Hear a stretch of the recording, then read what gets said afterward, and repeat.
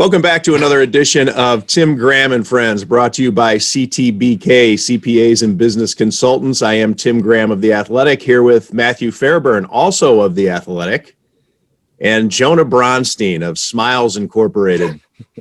The Smiles Galleries. Yes, the Smiles Gallery, which you don't see at the Buffalo News anymore. I don't know if that's because of the change in the nobody's well, that's true. There's no events. Yeah, nobody's smiling in 2020. No events. Okay.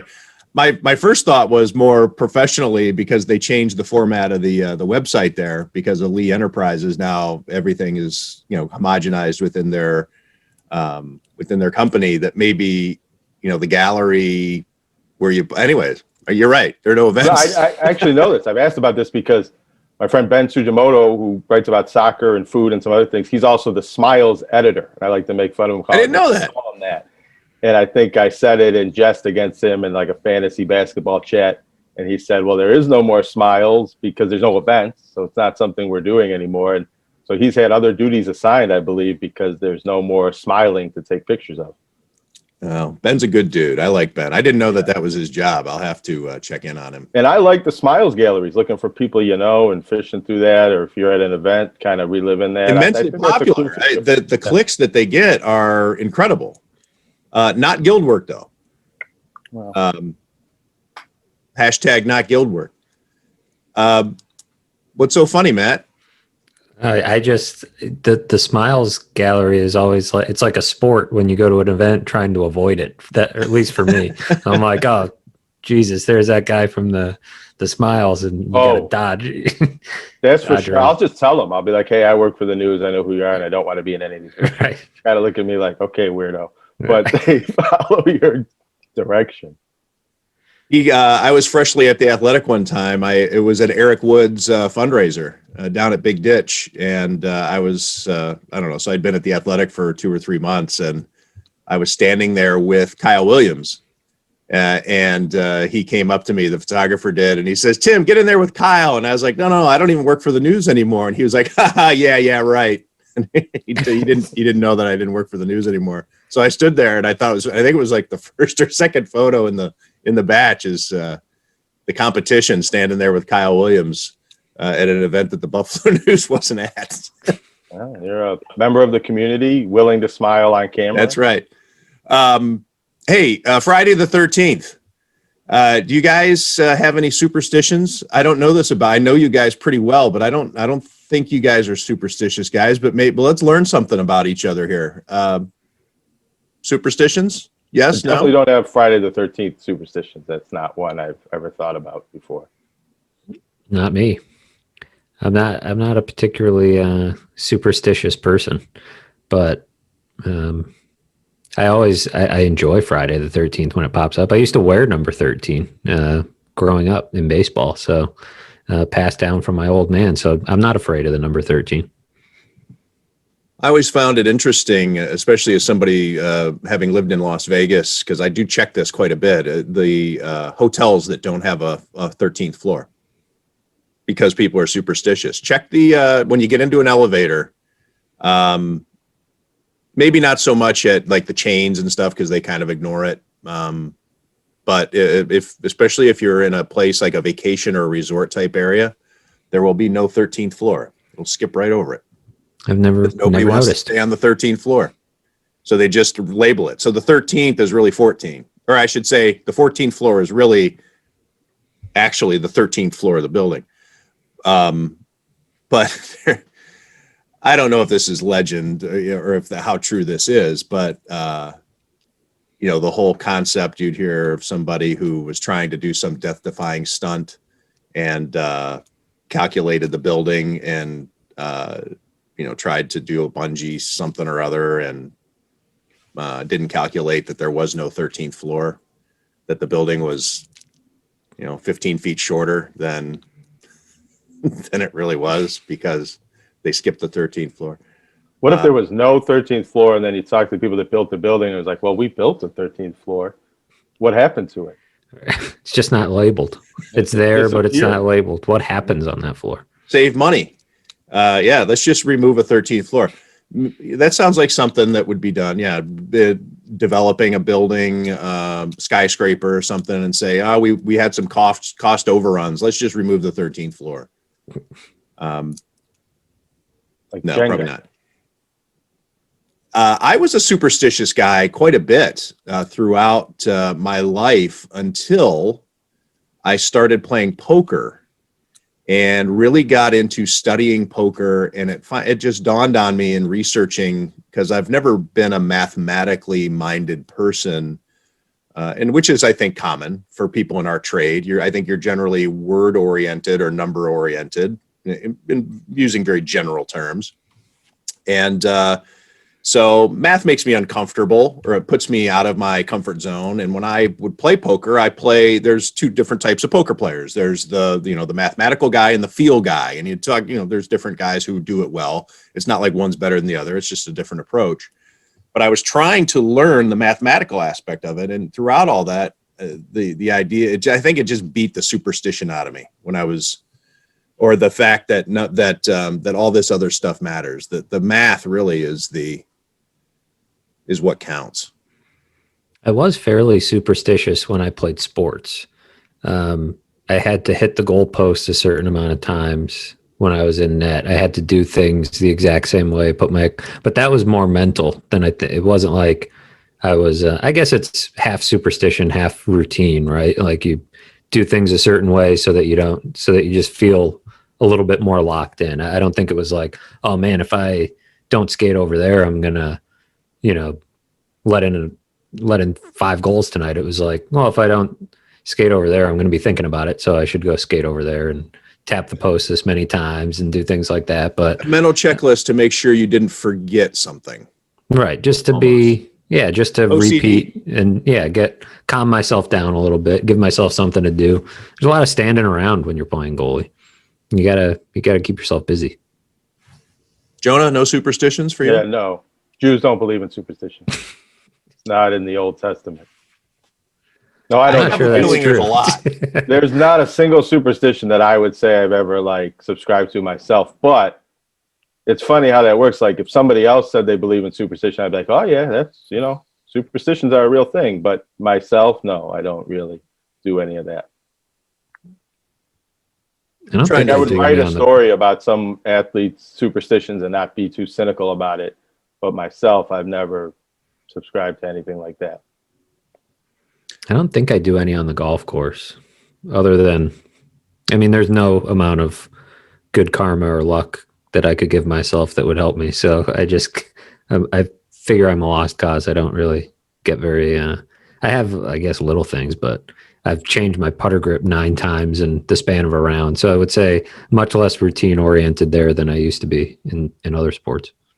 Got to be a lot of new superstitions with these Buffalo Bills. So you can imagine what Bills fans have been doing for 17 years and no playoffs. And then all of a sudden this new fun team has emerged this year, because even the last couple of years, with the Bills going to the playoffs twice in Sean McDermott's first 3 years, they did it I guess the way they pulled it out of their backsides in 2017 2017 create all kinds of new superstitions among a generation of Bills fans who were looking to break through. Maybe Bills fans will never go to games ever again if this is how things continue. It's too good of luck. It's like my barber this week, she was like asking me, she's like, do you think we've just been putting too much pressure on them all these years? Like we should, like maybe we should just stay away. They seem to enjoy us not being there. I'm like, yeah, that's an interesting thought. What a kick in the nuts that would be for Bills fans in general, right?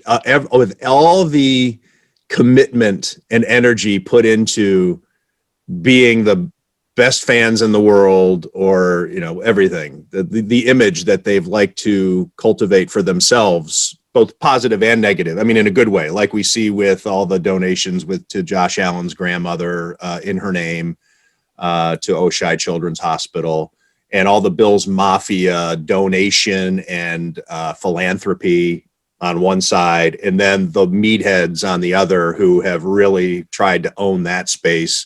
Sometimes one and the same. And then They probably hit True, send on a that's true. donation, and then there is a Venn diagram that includes both. You're right. Let's not say that they're exclusive of each other, but to have everything put in there, and then to get to a point where the cosmos speak and say, the only way the Bills were ever going to be any good is if you left them alone. just stay away, leave Just us stay, alone. yep. And Yeah. Well, what kind of proposition would that be?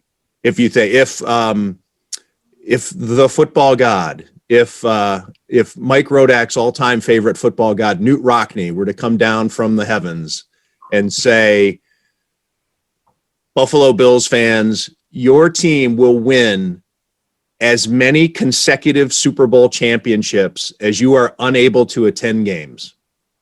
I mean, from now until eternity, you are not allowed to attend any games or tailgate. Nothing around, but your team will just win every Super Bowl. I wonder what what percentage, what the vote would be for that. I wonder if sounds like something Mike Rodak would text us as a troll of Bills fans, not necessarily what God would decree, but it would be a tough pill, I think, for the Bills fans to swallow, because maybe this is true of all fans, but the Bills fans are so wrapped up in believing that their fandom has something to do with the Bills' success, especially in comebacks and circling the wagons and things like that. And to find out that it's sort of like, hey, maybe we don't need you. Why don't you stay away for a little longer? Would, I think, be crushing to people that don't even go to Bills games. They, feel like they've been rejected, that their role is not proper. But I guess they'd be so happy that the team was good that maybe they wouldn't care at all. I think on an individual level, if you asked like one random Bills fan, like, hey, you can't go to games anymore and you can't tailgate, but they're going to win X number of Super Bowls in a row, that one person would probably do it. But if it was legitimately, stadium has to be emptied, nobody can tailgate, can't go to games at all, I'm sure people would sign up for it. Why not? The team would be winning. But I feel like so much of what makes sports fun is, and worthwhile, probably more importantly, is being there, the environment, the community aspect and everything like that. It's part of what has made some of these championships, playoffs that we've seen feel a little bit hollow. Those games that were played in bubbles still were entertaining to watch, but I felt like probably a little bit hollow for that fan base to be like, you're already, I'm sure you have these existential moments, or maybe it's just me, where it's like you're watching a sports game and you're like, well, what does it even matter? But I feel like that's intensified if you're not there and you're not like enjoying the moment, jumping around. How many people do we know that we've talked with just in conversation that have committed themselves to being at the Super Bowl whenever the Bills make it?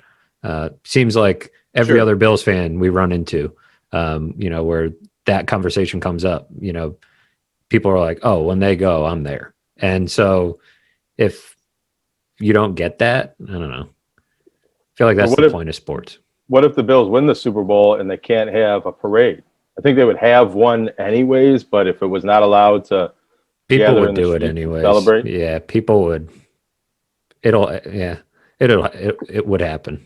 We're a few steps away from that, from getting there, but to this point, we have, I would say that we're talking about this on Friday the 13th. There are people who have clicked off this podcast because we are daring to talk about it. I mean, speaking of superstition. Yeah. The Bills were clearly going to win that game in the third quarter on Sunday. I sent out, and I did it as it was a troll, because I know there are people who do it. I tweeted out, I said, chalk it up. And I got immediate delete this tweet, like you asshole, it's just like, so, hey, sorry guys. I mean, this game's over. I'm calling it. I'm calling Arizona. And that was it. This week I wrote about the Bills, who they would match up best with in the playoffs, and broke down all the scenarios of where they could land. And what needs to happen over the next few weeks for them to best position themselves under the premise of, hey, they're going to make the playoffs. And there were some uneasy folks like, hey, it's only November, it's only 9 games, let's slow down. It's like, no, they're going to make the playoffs. But yeah, people are still not ready to believe those things, go into games and believe the Bills are going to win, or, oh, the Bills are up 17, but the Seahawks, they're comeback artists. People still have their guard up. I think these Bills are slowly breaking it down, but it's definitely still there. Well, I'm disappointed we don't have any more superstitions among the three of us. I thought that would be a good topic to get into, but I guess we're all just three pragmatic fellas. This is where we miss Bobby, because Bobby would be telling us how he believes in all the superstitions, and then we could gang up on him about how stupid that is. It's tough when we're all like, we don't believe in fairy ghosts and stuff like that. Right. We're all just nihilists. We don't. Do we think Rodak is Rodak a superstition guy? You know who'd be a big superstition guy? I can almost guarantee it is Licata. Yeah, I would say more athletes are superstitious than the general population. Probably. I don't know why, but Joe Licata's just got and there's with the fun, a splash of funness to it. I think that he would have some superstitions because it made him happy. Yeah, like kind of like what I'm talking about. Like, you do little things to like put you in your comfort zone. Mm-hmm. Rodak probably doesn't have superstitions, but definitely has OCD. OCD, like big time. He's like the neatest person I know. I'm gonna text Licata right now and see what superstitions he has. Yeah. I mean, we all had a superstition. The old radio show. Going to Elmo's on Wednesday night. That's a superstition. Yeah. Right. No, that's a drinking problem. Yeah, no, that's my liver had a routine. My liver had a superstition about going too long without it, having to process some. Yeah, and how about that? With the rules coming back, being dialed back, places like Elmo's are going to be hurting even more. I do miss we can only go at 10 a.m. 10 a.m. to noon. I don't think they made much after 10 p.m. anyways, if you think about it. Elmo's? Oh, depends. Depends. Whenever the kitchen closes, I feel like they weren't making a huge profit off of us. Joe Licata says he is fried. There's nothing I don't do that's superstitious. I have to think about that double negative. He is saying that everything is a superstition, and he's mentally incapacitated because of it, is what he's saying. That sounds about right. That's why he was a Division I quarterback. It's a funny thing too. I would say, as much as I don't believe in superstitions for myself, it seems more fun to follow these things and talk about them and say, yeah, I do this every time, than it is to be like, no, that's stupid. Don't believe in it. Or There's the famous quote from the race car driver. Maybe you guys know it. He was asked if he had any superstitions, and he said, no, I don't have any superstitions. That's bad luck. I'd like to ask Gene Kirschner if horses have superstitions. Superstitious horses. There's a difference but there's crossover with like superstitions, rituals, routines, traditions. It's all kind of in the same bucket. Sure. Yeah, you're right. There's a thin line between tradition and superstition. Religion. We have, this is a very long text from Joe Licata. But yeah, things like, for instance, I would wear the same shirt on game day. I got it. There was a shirt. I was wearing it yesterday. In fact, I thought you meant the Wofford shirt. My Wofford shirt from training camp last year, because it's so comfortable, and it's not because it's not superstition. Like I'm going to write better because of it. It's because it's a shirt that is so comfortable when I come down to when it's time for me to write, and especially on deadline, different little things get into my head as a distraction or something I need to correct. I can't start writing until I fix this MFing thing keeps digging into my armpit, or I got this is not comfortable, or this shirt or whatever. And I have a handful of shirts. And so then it became a running joke that I had the Wofford shirt on. So anyways, but I guess that became a tradition. I bring a gift for my teammates on game day, home game days. I have some right here. I bring what I do is whenever I go to the card shop, my son and I go to the card shop, who we got? Oh, former Bills quarterback Ryan Nassib. Nice. I go through. There's like a it's all for jokes. And I'll go through. Is there a Michael Sam in there? I think. Yeah, he's over here somewhere. I was actually Googling that. Oh, here he is. So my son Jack and I will go through the box of. They're like the throwaway special cards. They're signed, or they have a jersey patch or something, and they're supposed to be a big find if you're buying a pack of cards. Bishop Sankey, absolutely. Eric Gagne's in here somewhere. That is my lucky one. Gagne, right? Well, see, that's true. You did have that. See, now we're digging out some superstitions. Matt had told the tradition started one day. Matt, we were talking about baseball, which we like to do. We were having beers on the road, and it came up that Eric Gagne was one of Matt's favorite players. And so I'm at a card show with my son, which we like to go to, and there was an Eric Gagne signed card, and it was really super cheap. And so I'm like, I'm gonna get that for Matt, just as like a hey. I remember that conversation. I value you as a teammate, and I like you and stuff. And then I'm like, and this is my mother's guilt coming in, I guess, like I can't get Matt something and not Joe something. So I got Joe. I can't remember what it was, but it was something just. It might have been Ryan Nassib, a different Ryan Nassib. Here's Eric Gagne. There's Eric Gagne, the closer. It's always in my bag. But I haven't really used my laptop bag very much because I don't really go anywhere. But it used to always be in the fourth quarter. I'd pull it out when the fourth quarter started, or not always right when the fourth quarter started, but maybe like when it was like, all right, 5 minutes left or whatever. And it was like, all right, let's close this one out, boys. Like pull it out, right. Put it there. Thank God I never forgot it.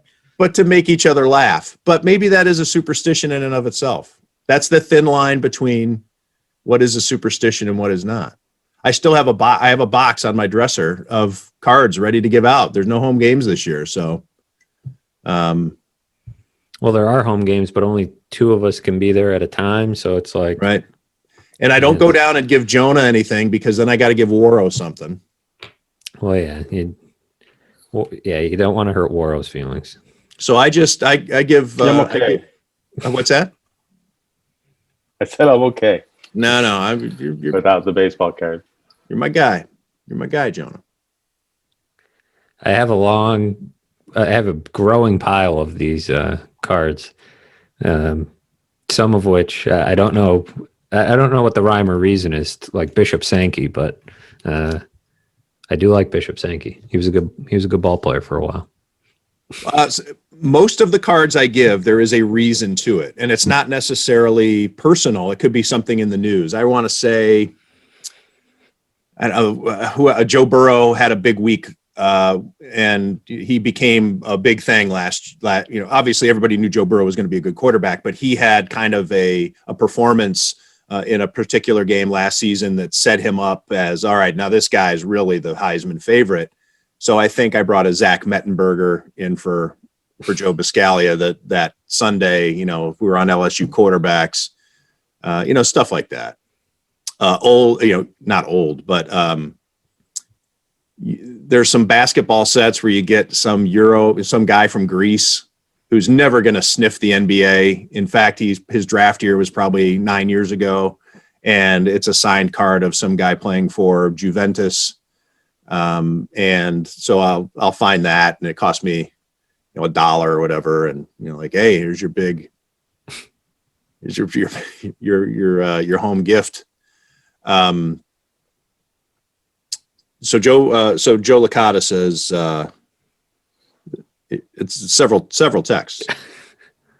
When I was playing, he wore a Billy's shirt under his jersey. He would spray the jersey with MJ cologne. This is his fetish with Michael Jordan. He watched Remember the Titans before every game. He wouldn't let anyone touch the game ball prior to the game. And then coaching, he puts a picture of his grandfather on the call sheet. That's not superstition. Maybe it. I mean, that's it. If he says it's superstition, it's superstition. I think that's kind of sweet. There's some sentiment. Grounded. Yeah.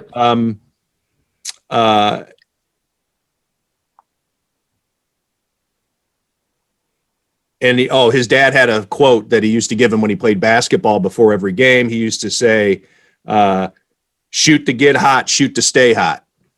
And so he puts that on his call sheet also. He steps with his right foot onto the field, always first. This is getting a little out of control. Has to find where his family is sitting. How does he keep it all straight? Yeah. He always coaches in a visor. Shaves on the same day of the week. Same day of the week. I mean, living at home. I shave twice a week. I mean, Joe Licata's a grown man. You'd think he'd have to shave more than once a week. Oh, he has a beard, doesn't he? He probably just trims. Yeah, you're right.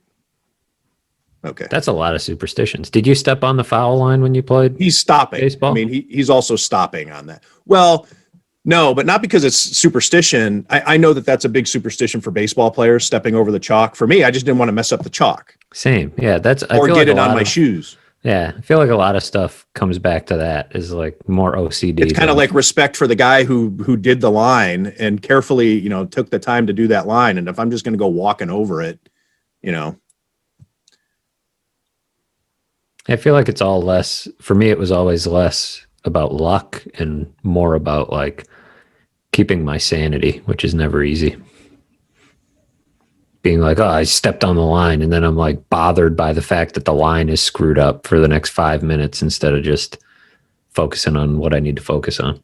Well, how about this, Jonah? Free throws when you were playing. There's a lot of superstition that goes into a free throw routine. How much of that is just getting, making sure you're set before the free throw versus all the mental gymnastics of this entire gym is watching me shoot this ball? Well, a free throw routine is important, but I don't think it has to do with superstition as much as you want that shot to be the same every time, and your pre-shot routine helps to do that. Me personally, when I play in men's leagues, I do this for two reasons. I used to do this in practice all the time. I shoot the free throw as fast as I can. Maybe not as fast as I can, but without a routine, because it feels more like a regular rhythm catch and shoot shot. And I hate when people in men's leagues game with a running clock take 20 minutes with a free throw routine. I think it's ridiculous. So I don't know if that's a superstition, that I don't want to waste time at the free throw line in these games. It's like an anti-superstition. Well, we're in a men's league and people are like doing their arm swipe routine and the clock's running, or they're like, time out, like in the batter's box. It's like, Jesus. That's probably Licata in his men's league. Right, yeah. Licata would do something like that. It would be like, hey, I got to check the game ball before we start. Well, people do that. I guess that's not a superstition either, because some people like different balls. Some people like, them deflated or inflated in different ways. That's more of a feel and preference for playing the game. See, that's another time where we could use Bobby to cut that one up. How about Calvin Murphy? Before, right. Who was going for the free throw record, and Calvin Murphy grabbed the ball? Yeah, I think that was Mahmoud Abdul-Rauf, I believe, was the player, and Calvin Murphy came out of the stands and rubbed the ball, and then he missed the shot. Yes. And which, why somebody from the stands was allowed to come in, and the ref just gave him the ball. I mean, obviously it was Calvin Murphy and but still, I mean, just some, yeah, we're just going to just throw the ball to this guy and let him do it. And then he can give it whatever. Maybe Chris Jackson would have made that shot. Maybe he would have. One of my all-time favorite basketball players, Mahmoud Abdul-Rauf. I think we talked about it on the show. How about that team not winning a national championship? You have Mahmoud Abdul Rauf, Chris Jackson at the time, and Shaquille O'Neal on the same team. And Stanley Roberts. Oh, right. So perhaps you could probably debate the greatest center or most dominant force at center in basketball history, and one of the all-time great and underrated 3-point / free throw shooters, or just pure shooters. But ahead of its time. You didn't really let long-range shooters, and especially your point guard, shoot as many threes as guys can do now. And I think Shaq was a freshman on that team. That might have been a little bit of a factor on why that team didn't win. But Dale Brown was a good coach. I mean, it wasn't like they had somebody who was totally inept, but still, you'd think. Isn't there a movie about that team? Blue Chips, which I don't know if it's about that team, but that's a good movie. But And I think Shaq's there's a in it, 30 right? for 30 or an Yeah, SEC Shaq is in it. documentary about that. But it's not like about that team, but it's like sort of loosely related, no? Blue Chips, or am I making that up? Loosely Well, related. the character that Nick Nolte plays is a Bob Knight character, or at least in personality, because he's running a dirty program, and Bob Knight, for all his flaws, was never known for. He always was known for running a clean program. So it's like a mashing together of different college basketball. All the college basketball like stereotypes, and my favorite part of the movie is at the end when Ed O'Neill, Al Bundy from Married with Children, is the reporter, and he's been unearthing all of this great investigative stuff on these recruiting violations, and he chooses a post-game news conference to pretty much give his scoop to the world. And so the coach then has to, walk off, knowing that he's been got by the local press, by this snarling reporter who has not approached the SID or anybody. He's just going to go ahead and ask his questions right there in front of everyone. Power move. Yeah, give up his scoop. But anyways, I like it. Would undercut the drama if he just quietly, filed his story at 10 o'clock. Yeah, it's not very good for a movie if he calls the SID, they talk for like 2 hours, they come to some sort of understanding. He files the story at 10 o'clock, waits 4 hours for it to be edited. It's way more fun if he's just like, I'm just going to ask this guy about it in front of everybody. Yeah. It's good for the movie. It's a good movie. One of the better basketball movies, I think, of all time. I wouldn't say it's the best. Anthony Hardaway is it Hardaway? Hardaway's in it, right? He's in that. He's really good in it too. He's a good actor. Well, the idea, yeah, I don't know. Is he that good of an actor? But I remember in the movie me thinking I'm not that he's not a he wasn't like Matt. Was it Matt Nover? Was he the big white something like that? Matt, my cousin's in that movie actually. Really? Because he played at Indiana. And he was on the other, there's Greg Graham, Pat Graham's my cousin, and like Calbert Cheney and all those Indiana seniors who were, because you had to be somewhere in your eligibility to be able to do that movie. And he was graduating or whatever it was. But anyway, so I watched that movie pretty closely. Saw it in the theater and the whole thing. What do you guys think about this? Somebody just told me there's no way I could kick a cantaloupe without busting my foot. I would agree. A cantaloupe. Somebody asked me in the mailbag what fruit I think I could kick the farthest, and I chose a cantaloupe. Let's try it out. He said there's no way. Vogel was consulting me on this because he saw the question and I thought a coconut at first, but he thought that was too hard. So I chose a cantaloupe. Cantaloupe's not that hard. We have to try this out. What are you using? Are you just is it a bare foot? Are you allowed to use Well, everybody seems to think I'm kicking with my bare foot. Why would I do Timberlands? that? I don't know, just a regular shoe. I'm not going to kick it with my toe. Maybe you should. Well, maybe I should. This is a big unknown. Maybe you should just do it on the webcam and we can see what happens. I'll have to run to the produce section. cantaloupe. Cantaloupes are hard though. I feel like if you kicked it, maybe if you wore a sturdy enough shoe, you protect yourself. But with a regular sneaker, I don't know if you break your foot, but I feel like you'd feel pain from the cantaloupe. You know who you need to check with is Josh Allen. That's his right. family grows cantaloupes. That's his family's trade is in Fireball, California, is growing cantaloupes. I'm sure he's kicked a lot of cantaloupes. He would know. He'd probably be able to give you a scouting report on how to handle it. Gallagher could probably rank them 1 through 25 for you with specifics. Or Gallagher too. There were a bunch of different Gallaghers because they were franchised. Yeah, so that way they could do more shows. There were multiple Gallaghers. Really? We've gone on way too long. We haven't even talked sports. Yeah, this whole show's been about smiling and superstitions and now kicking cantaloupes. Bullshit. It's been about bullshit. Yeah, good luck writing the taglines for this. Maybe I won't. Maybe we should just edit the whole thing out. Yeah. Start over. Hey guys, I forgot to hit the record button. But you know who loves this stuff is CTBK.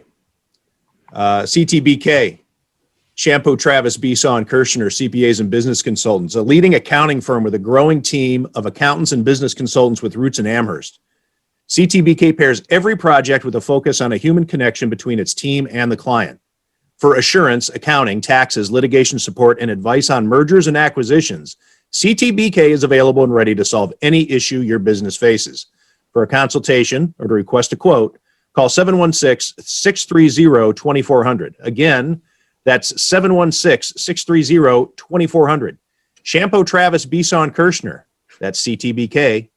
Over a quarter century of proven accounting and business excellence for Western New York and beyond. They sponsor this mess. God bless them. Now I've been challenged. Now I have to try to kick a cantaloupe. Now, how many of these fruits are you going to kick? And I do think you're going to break your foot kicking every fruit in the supermarket, one after the other. I'm not going to kick a coconut. I'm not going to kick a coconut because Vogel convinced me that wouldn't work. But a cantaloupe's not that heavy. And you can't have something so soft that it's going to break when you kick it because then it won't go very far. How about this? How are you kicking it? Are you putting it on the ground and then kicking it like a kickoff? Or you? I decided I would punt it because I make the rules. I think a punt would help you because it gives you a little bit more of a clubbing motion to smash it as opposed to trying to kick it soccer style. See, Vogel said a pair, but I feel like I would miss it. It's too small. Yeah. I think we should get Jake Shum, lives in Hamburg, former NFL punter, loves to make videos online. Is kind of good at that kind of, viral video type thing. We should get him to kick all these fruits and see which ones explode, which ones go far. And this guy would like to expert opinion. He would like to play in the NFL this year. And had Jake Shum been with the Tennessee Titans last night, the Titans probably win the game because Titans had one punt go 17 yards with Brett Kern. Yeah, Brett Kern is injured, so he was replaced. Has a 17-yard punt that set up a easy field goal, and then one that was blocked for a touchdown.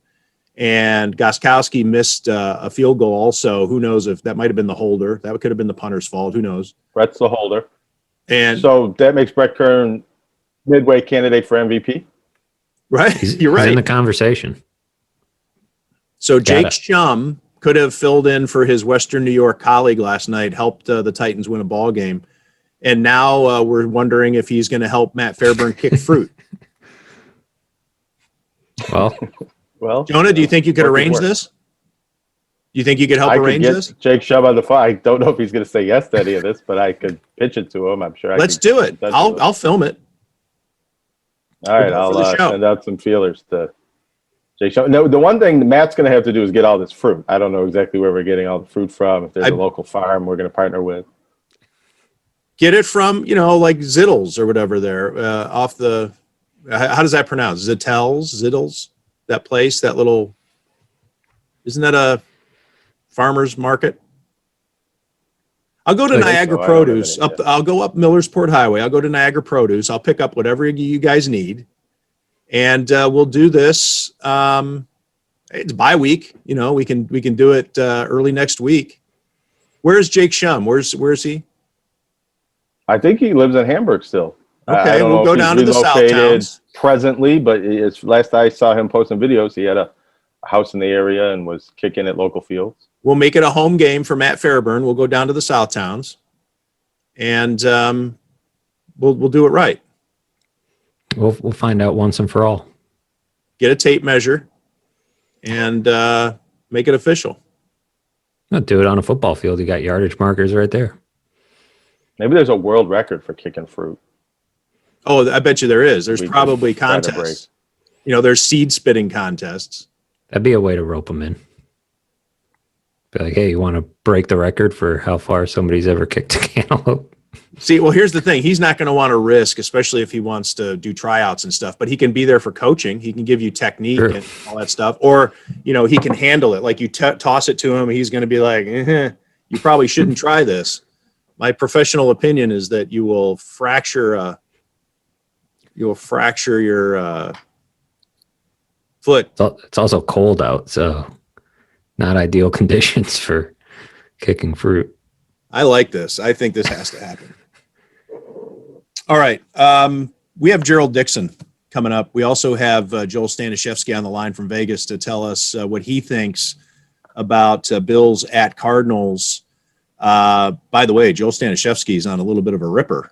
He has not lost a wager in at least 2 weeks, maybe 3. But his record at the moment is, for the year, I think, hang on.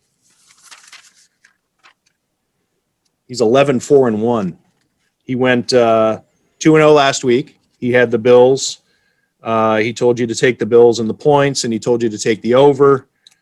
Week before that, he went 3-0-1 with his picks. And he's got some bonus picks again this week, which is something he doesn't always do. But he's going to pick a couple of games that he really likes, in addition to giving us his thoughts on the Bills. So we have that coming up. In fact, how about this? We've been prattling on long enough. Let's get to Gerald Dixon right now.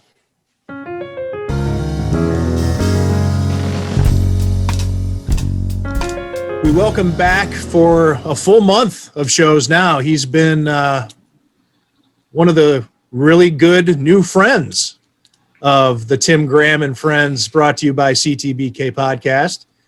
Gerald Dixon, former Bills scout, former XFL scout, former Scottish Claymore, former Edmonton Eskimo. There's a lot of formers, man. There's no. Yeah, but current MVP of the Tim Graham and Friends, brought to you by CTBK podcast. Gerald, thanks for coming back and for giving your thoughts and football insights to us and to the listeners. Appreciate you having me back. Well, we had a really engaging discussion last week heading into the Seahawks game.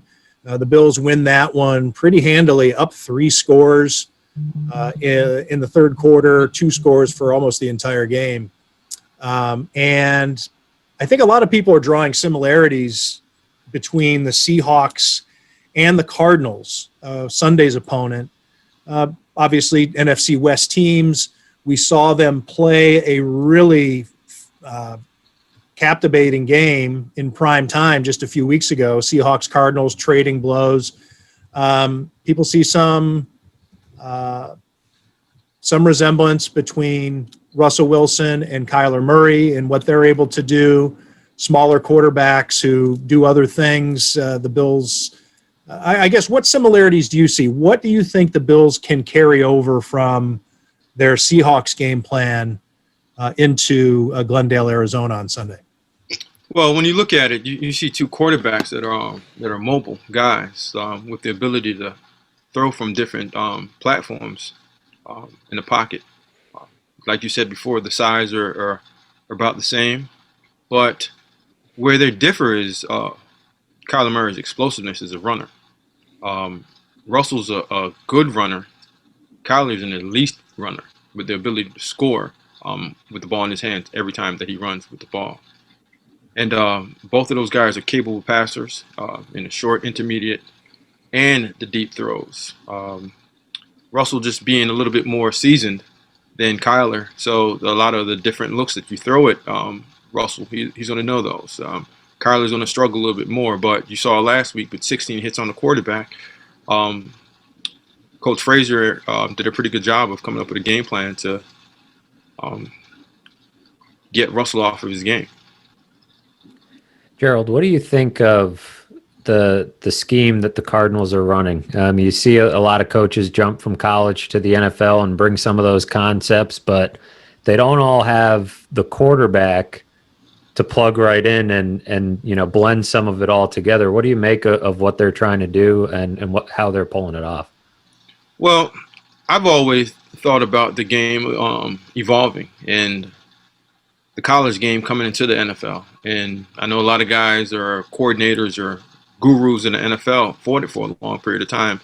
But when you are playing that style of football from Pop Warner all the way through high school, college, and in the NFL, it's only a matter of time when you get that open space play where you stretch the field horizontally and vertically with the concepts of your RPOs, your run play action passes coming off of those, right? And when you have a guy like Kyler Murray that's been running it at such a high and efficient rate since high school and college, it only proves when you get him in the NFL and he's still running the same offense that he's going to be that much effective over a period of time. And I think with the head coach's offensive mindset and he's getting his pieces in there, you just see this offense really taking off and giving defenses a lot of issues of defending it. Who do you think it puts the most stress on the Bills defense? Some of these, I guess, what are some of the things we should be looking for us football novices that don't have the trained eye? And who do you think is going to be put under the most pressure by some of the concepts that Kingsbury likes to run? Well, I'm always going to say the underneath the coverage guys, your linebackers in space, right? Because those are the guys that get stretched out the most. And typical defensive game plan, you say, okay, good, the play action is going to get them sometimes, but now the play action is really behind their ears when they step up into the pocket. And not only do they have to defend the pass, they also have to defend the quarterback as a runner and also be responsible for their run gaps. So now you're putting those guys in a compromising position, right? Am I going to step up and play my run gap and have my correct reads? It is a false read. And the second that I take a step forward and it is a false read, that ball comes right off my ear into a receiver's hands, and he's running downhill extra safeties. So it's gonna play a big part on Tremaine, AJ, to be able to get in those passing lanes, and also those guys up front being able to push the pocket like we spoke about last week, get in Kyler's face and making sure that those passing lanes are shrunk. They're smaller passing lanes. Those aren't those big open windows like he's seen in the last few weeks. So to devise against a game plan to be truly effective, it's the same concept of those guys up front getting into his lap, the guys off the edges, making sure they put a cup on that pocket, and your linebackers getting in those passing windows using their eyes and also having the feel of where those route concepts are coming from to be able to get in those passing windows and affect them. And when you have a long athlete like Tremaine Edmonds, that length now comes into play because he can put his arms out sideways, and that's a window. Stretches vertical, that's another window that he closes off. So that's going to be play a big part. And he's also going to have to make some plays in an open field against that quarterback. Gerald, let's stay on the linebackers for a minute here, because we've all been critical, and rightfully so, of Tremaine Edmonds and AJ Klein throughout the season. They both had phenomenal games on Sunday against Russell Wilson. Big hits, takeaways, tackles for losses, all over the field. The type of play that you expected to see from Tremaine Edmonds this year, and the type of play that I think in your wildest dreams you never thought you were going to get out of AJ Klein, let alone compared to how shaky he had been. what did you see from the way they were deployed versus, was it circumstance? I guess my question being, does this project forward as something that Bills fans might want to get used to, or was it, do you want to hang on for a bit? Well, I mean, I don't know if you're going to have that type of game from A.J. Klein every week, right? Being the defensive player. Yeah. But Tremaine Edmonds, what I saw was less thinking, and he was able just to cut it loose and get downhill. The things that we talked about last week, finding those gaps and shooting them. Being up at the line of scrimmage where you now take out reading and keying and making him play faster of just seeing it and getting downhill. And I thought once he cut it loose last week, you saw him make more plays than sitting back at 5 or 7 yards trying to read it out and then getting downhill while an offensive lineman or a blocker's on him. How much does that stem from being up early and by a couple of scores, that they were able just to play a different style? Do you think if it's a tighter game that we see something totally different, or how does that change the complexion of the way the Bills defense was able to attack? Well, I'm going to put it on when Leslie Frazier is a calming spirit on that defense. So when your leader is a calm person and he's always steadying that boat, regardless of what that score is, that defense is going to go off of what he is, steady, consistent. So regardless of the score of last week, I thought they just had a real good game plan to affect that Seattle offense that was ready for what they brought to the table last Sunday. Gerald, did you notice anything different in the way they used these linebackers, specifically Edmonds and Klein? It seemed at times like maybe we saw Klein in spots where he was able to make plays that he wasn't able to do in weeks prior. You know what? I just thought that they played their third down package very well. Well, they have those two linebackers in the A gaps, or at times you saw Tremaine outside lined up where Jerry was, and Jerry lined up in the A gap, more of a pressure look. That's maybe what I'm asking about. Was that a new wrinkle, or because I didn't notice that as much before? No, that's usually Sean and Leslie's third down package, that double A gap mug defense. They just went to it a lot more just because of what Seattle was doing, because again they were up and they had to pass the ball a little bit more than they typically do. So it's confusing because now your offensive line, they have to determine who's the rusher, who's coming, where are they sliding to, what side they're manning to. And you saw a few times they guessed wrong and slid away, and you saw A.J. Klein coming off the edge without Russell knowing that he's coming there. Big hit, fumble, turnover, and they got points out of it. So it's similar to what Vance Joseph does as well with the Arizona Cardinals moving forward. What expectations do you have for when the Bills have the ball against the Cardinals defense on Sunday?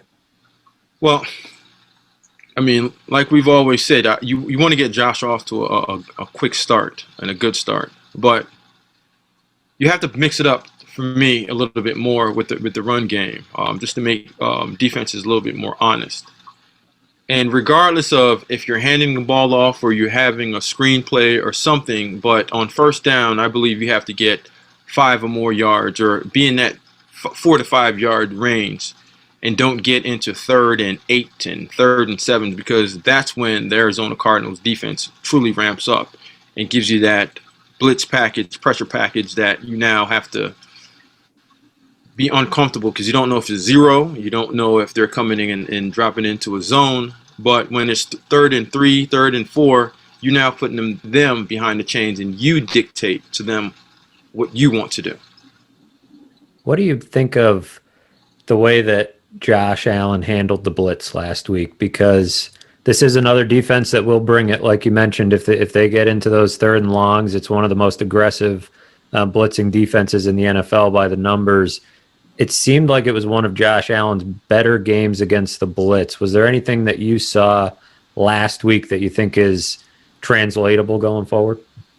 Well, knowing where to go with the ball early, right, helps you a lot with the blitz. And being able to pick it up and understanding where your protection's coming from helps you out a lot. And what I saw out of Josh Allen last week, I have not seen it out of him before, is the patience that he had in the pocket. That one throw that he held on to the ball for an extra second, you seen him almost throw it like a javelin throw across the middle.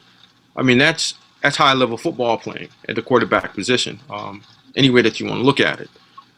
Before, he would have took off, spun around, guess where it's coming from. But now you see a more seasoned quarterback that seems like he's spending more time with the game plan and understanding where the pressures are coming from and knowing where his hots are and knowing where his comfort zone is. And when you have a Beasley, a Diggs, you got the two running backs that are good at picking up the pressure. Feliciano in there, I thought helped a lot because he brings a different attitude and a different level of leadership to that group. And you saw those guys pick that bits up. I mean, he still got, Jaron Reed still had 2.5 sacks, but it wasn't a big issue like it was before. Slipped in an Alabama shout out there. Always. 7 sacks, though. You're right. It wasn't as if Josh was kept completely clean, but 2 quarterbacks in this game that are excellent at avoiding sacks. How much more of a challenge do you think Kyler Murray will be in that aspect than Russell Wilson? I know Russell is a great athlete. He can get outside the pocket, but we were talking earlier today. You said you think Kyler Murray is a top 3 quarterback in the NFL. I do. I think he is up there. If he's not 3, he's 4, but he's a top 5 guy in my opinion because the way that he throws the ball, like I said, from different platforms with accuracy, timing, placement, touch,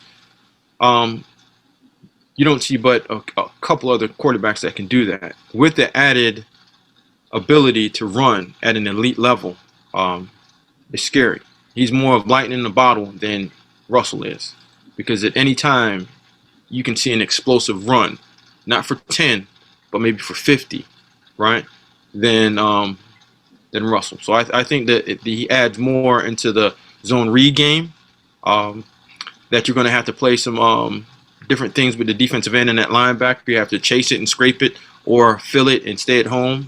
Somebody's going to have the responsibility. And this week, you're going to have to be more locked into option responsibility at the end of the day when they run that zone read option.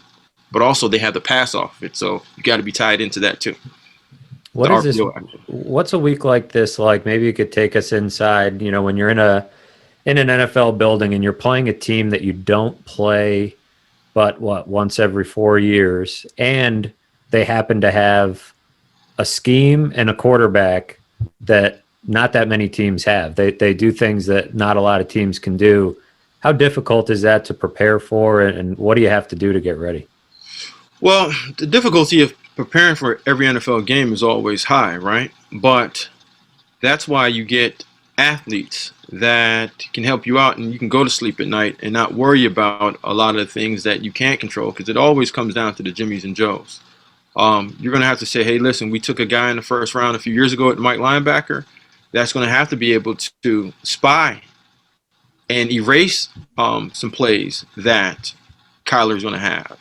You're going to have to say, hey, at some point, Tre'Davious, you're going to have to man up against that number 1 guy so we can help more in the run game and don't give up that explosive pass. So to not be long-winded with it, it's always high expectations to perform, but this is why you get those guys, and this is why those guys are getting paid to do a particular job and lessen the game planning and the perfect situations for those coaches. Gerald, you mentioned Tre'Davious White. What do you make of his matchup when he is matched up with DeAndre Hopkins? The playoff game last year when they went up against each other seemed like 2 different games in each of the halves of those games. So when you are locked up and you're playing man-to-man or you're responsible for one of the better receivers in the NFL, the number one thing you want to do, you want to stay focused, right? You got to stay focused on your job, your technique, and the things that you've learned throughout the weeks, the notes that you took down, and when he lines up, plus or minus, depending on the formation, down and distance, those are the things that you got to play back in your head, and you can't lose your track and your understanding of what you're going to do in that particular defense. You can't have a busted coverage and have them score. So these are the games that you got to be locked in mentally. Physical, you already know what's going to happen, but mentally, this is where you want to be, because this is one of the better ones that you're going to face, and he's mentally tough as heck.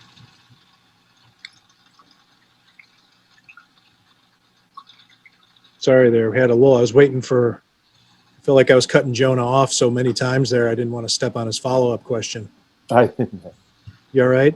You don't want to follow up on that? No, I didn't have a follow-up. I was just staring at you waiting. I thought you were going to do an ad read. Jonah, did I answer your question? You did, yeah. Well, actually, no. Maybe if I could ask you again. I mean, my question is, Tre'Davious White's an excellent cornerback. And I'm asking you because you understand this a lot better than I do. But I wonder if he can shut down DeAndre Hopkins for a full game or for in the important possessions of a game if he's asked to. And he did that. Well, I guess what I'm saying is that happened before in the playoffs. He seemed to do it for almost a full game, but really let Hopkins get loose late in that game. Well, how confident should the Bills and the Bills fans be in White's ability to cover Hopkins if he has to? Confidence that you can cover, right?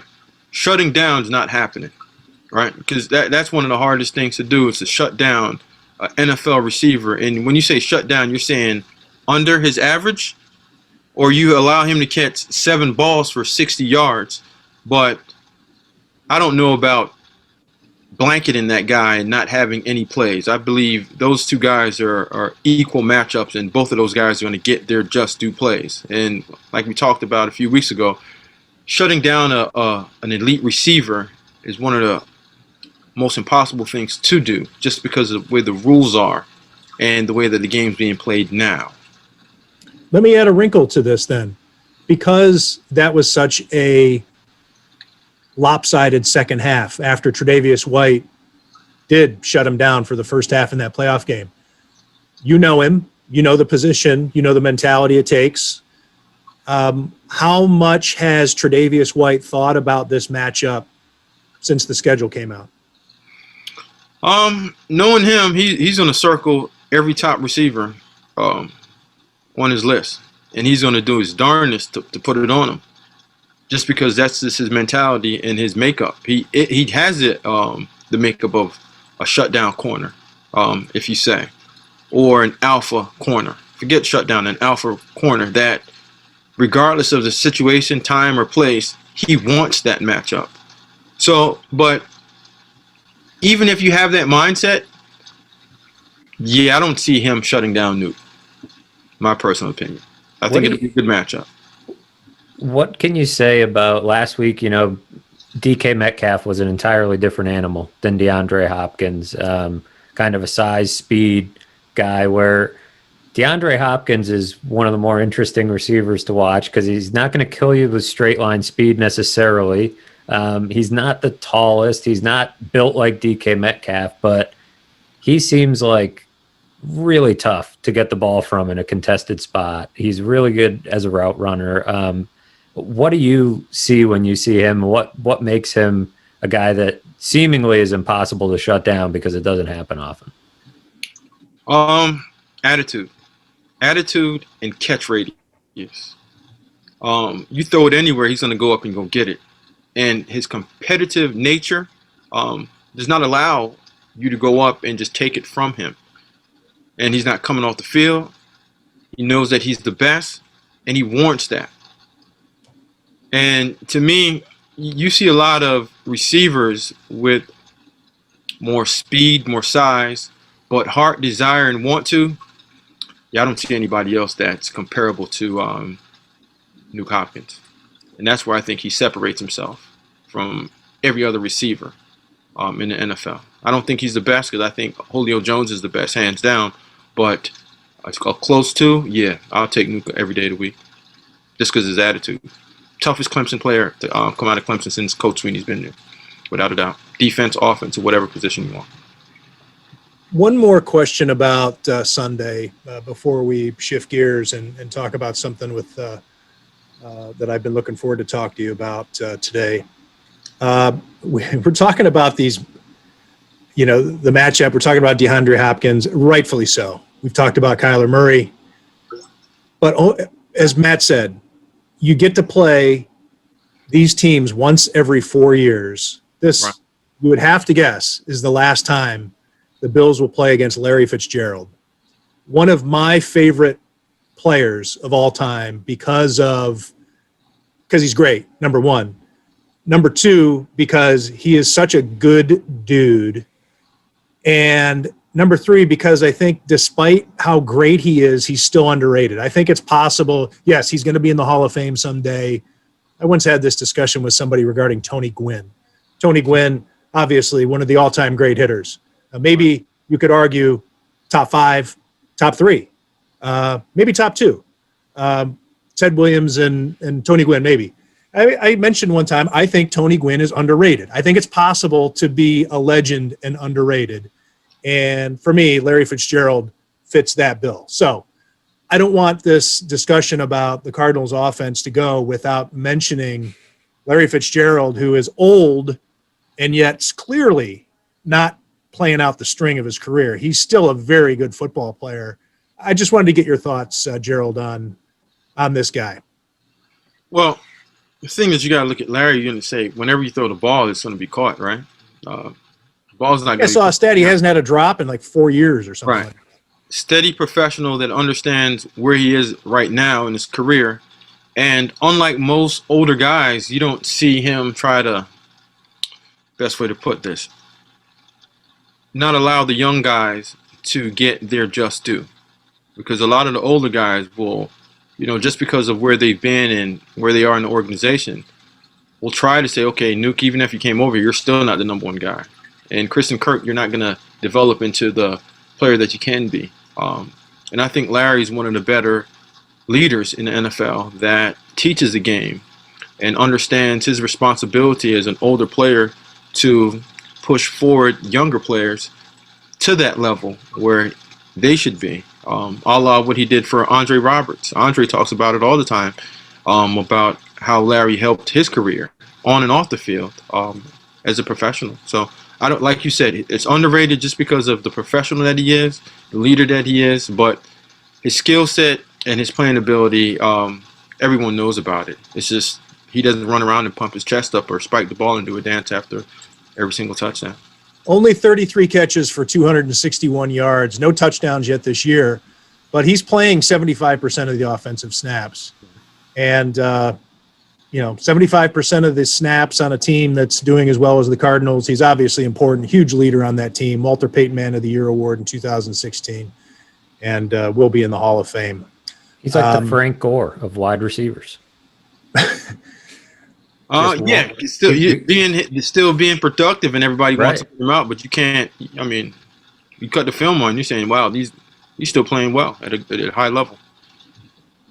Gerald, one of the things we wanted to get into today is the NFL and new policies that have put in place this week regarding minority development, and we'll get into it, but I guess to set the table, let me explain to the listeners who maybe have heard that this is happening or whatever. Let's just set it up. So the NFL, which earlier this year enhanced the Rooney Rule, which guarantees that minorities are interviewed for head coaching and general manager vacancies historically, enhanced the Rooney Rule this year to include now 2 minorities must be interviewed for every head coaching and general manager vacancy, and at least 1 minority for every coordinator vacancy. And then this week, the NFL added a system, I guess, for lack of a better word, in which if a minority from your organization, whether it be an assistant coach or an executive, gets hired by another team to be its head coach or general manager, that team that lost the minority will receive a 3rd-round compensatory pick. If that team were to lose 2 minorities in a given offseason for those types of jobs, you get 3 third-round compensatory picks. So the theory being that if you cultivate minorities within your organization and lose them, you will be rewarded. So there is a a carrot to be dangled for giving opportunity to minorities. That is very much a surface take on this.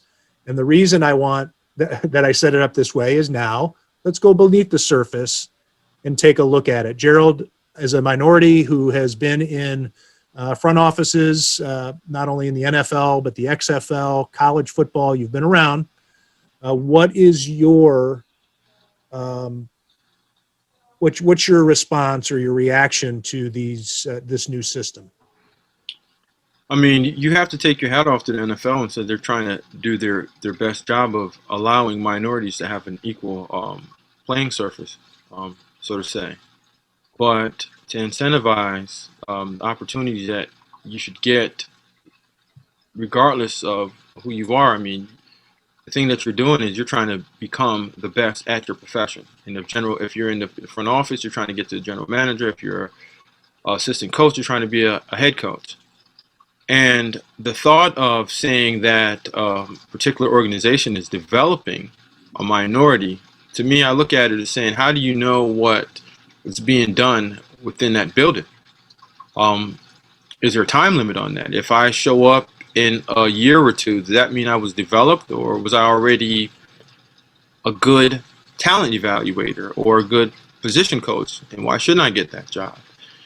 And when you look at it, who wants to be in a building or get a job and you have to look around, you're walking around the combine and you're saying, well, did he just get the job because, they incentivized it?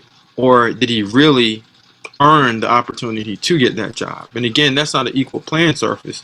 And is that an executive walking around wearing that? And I'm just pulling a team out. I'm not sure. Is that an executive walking around wearing that Rams logo? Or is that the Rams cultivating a third round pick? Correct. So you look at it and say, is it a fair playing field? And I'm going to say no. Until we get it to where the best person is hired, regardless of the color of their skin, it's not going to be an equal factor moving forward. Gerald, one of the things that I've thought is very important for this. Well, wait, let me open it up to Jonah and Matthew before I don't want to change the subject too much. I don't know, you guys, what your thoughts are on this particular system before I start throwing out ways that it should be done. What are your guys' thoughts on what the NFL at least has introduced here? Yeah, I think it's admirable that they keep trying different things and throwing different things out there. The first thought I had when it came across was, this is going to almost decentivize the hiring of minorities because you don't want to help out another team. You don't want a third round pick is not just chump change. That's could be an impact player for you. Alvin Kamara, Russell Wilson. Right. It's Russell. Yeah, it's a lot of really good players have come in the third round. Teams value those picks so highly that we saw no movement at the trade deadline because teams want to hold on to picks like that. Right. And my initial thought is, is a team going to look and say, am I going to hire, a minority candidate to be my GM, or am I going to hire Leslie Frazier to be my head coach? If it means that a team in my conference or a team in my division is getting an extra third round pick to get better. So I don't know. I don't know if it'll work. Like I said, that they're trying things is good, but I don't know. It's tough. To me, it's murking up in the water, right? So, case in point, say the Buffalo Bills. You got Leslie Frazier, and say that Joe D is now removed from the New York Jets, right? So they got to get a general manager, and they got to get a head coach. Leslie Frazier, say Terrence Gray, or Malik Boyd, right? Did the Jets say, well, the Buffalo Bills win the division and go on to win the Super Bowl?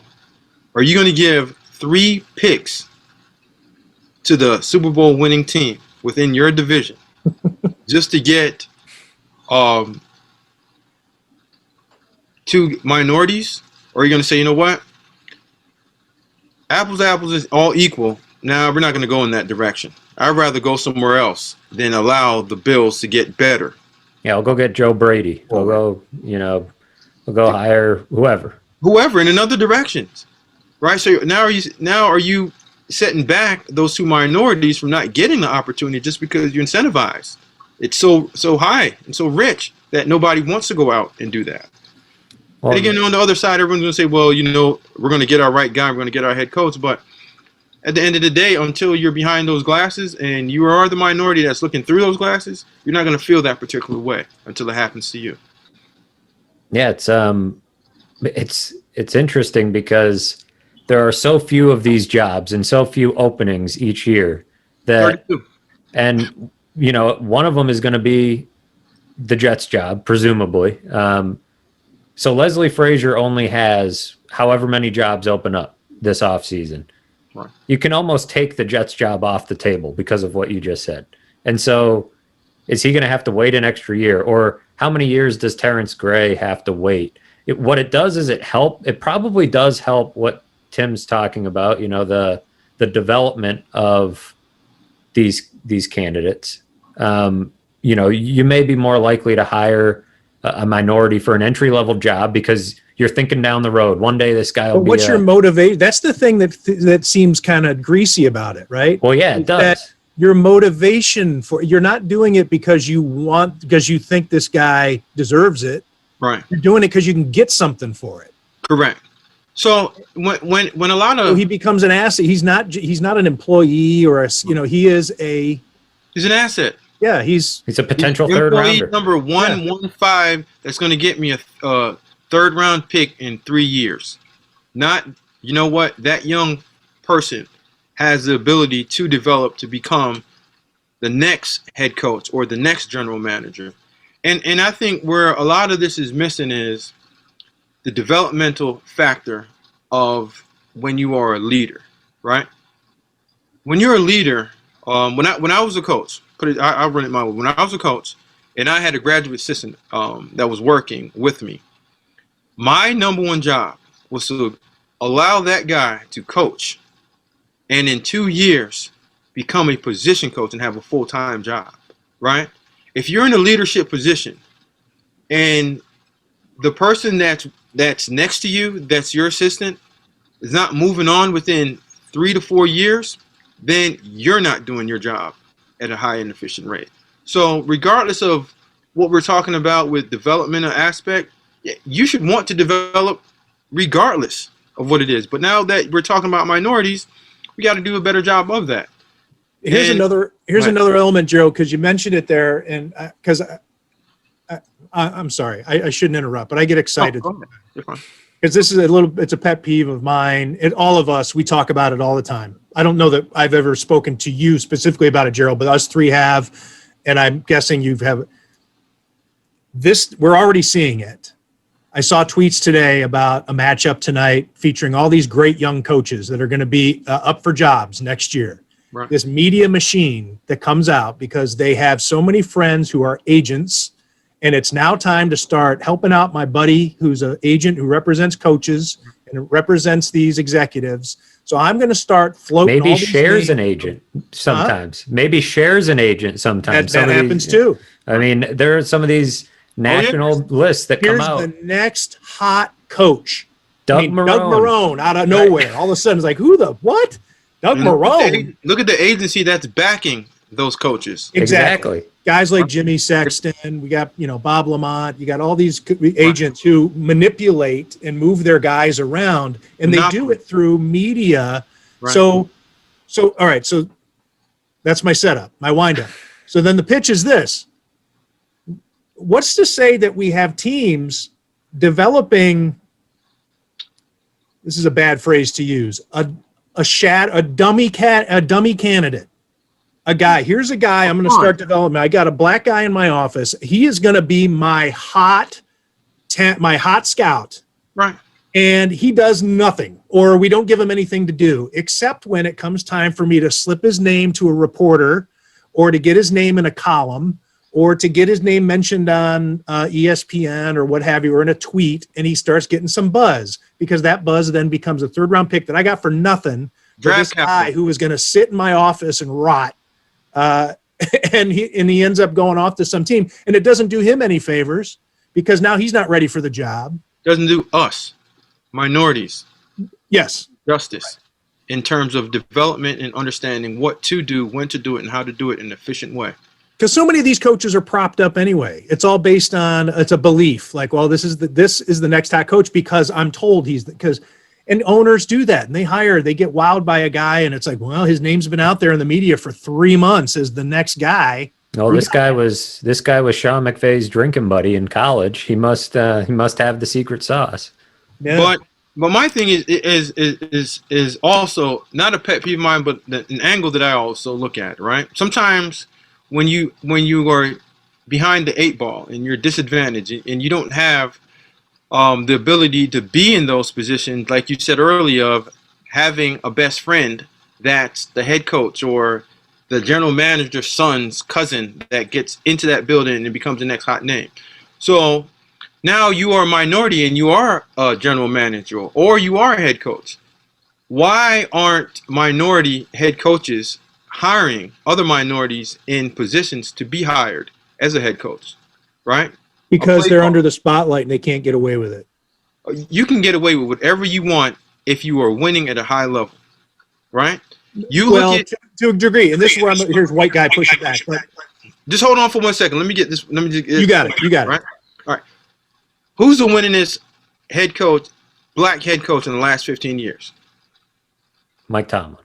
Right. No, I was going to say Tony Dungy, but yeah. Fine. Right. Whatever. That's active, right? I should have said active. Tomlin is a good answer. Look at his hires over the last 10 years that he's been there, right? In a position to be hired is a next head coach, right? You've seen 2 head coaches come from his umbrella, right? Gailey and BA, right? Who's to say Byron Leftwich couldn't have been at the coaching Ben Roethlisberger for the last 2 or 3 years to be in position to warrant a head coaching job? So my thing is, if minorities are in that position, do the same as everybody else has done over the last 20, 30 years. Hire, push forward, right? Develop. Even if they aren't qualified for that job, like a lot of people aren't, give them a job just because. Because the system is not set up for success, for minority to get that opportunity at the same rate that everybody else does.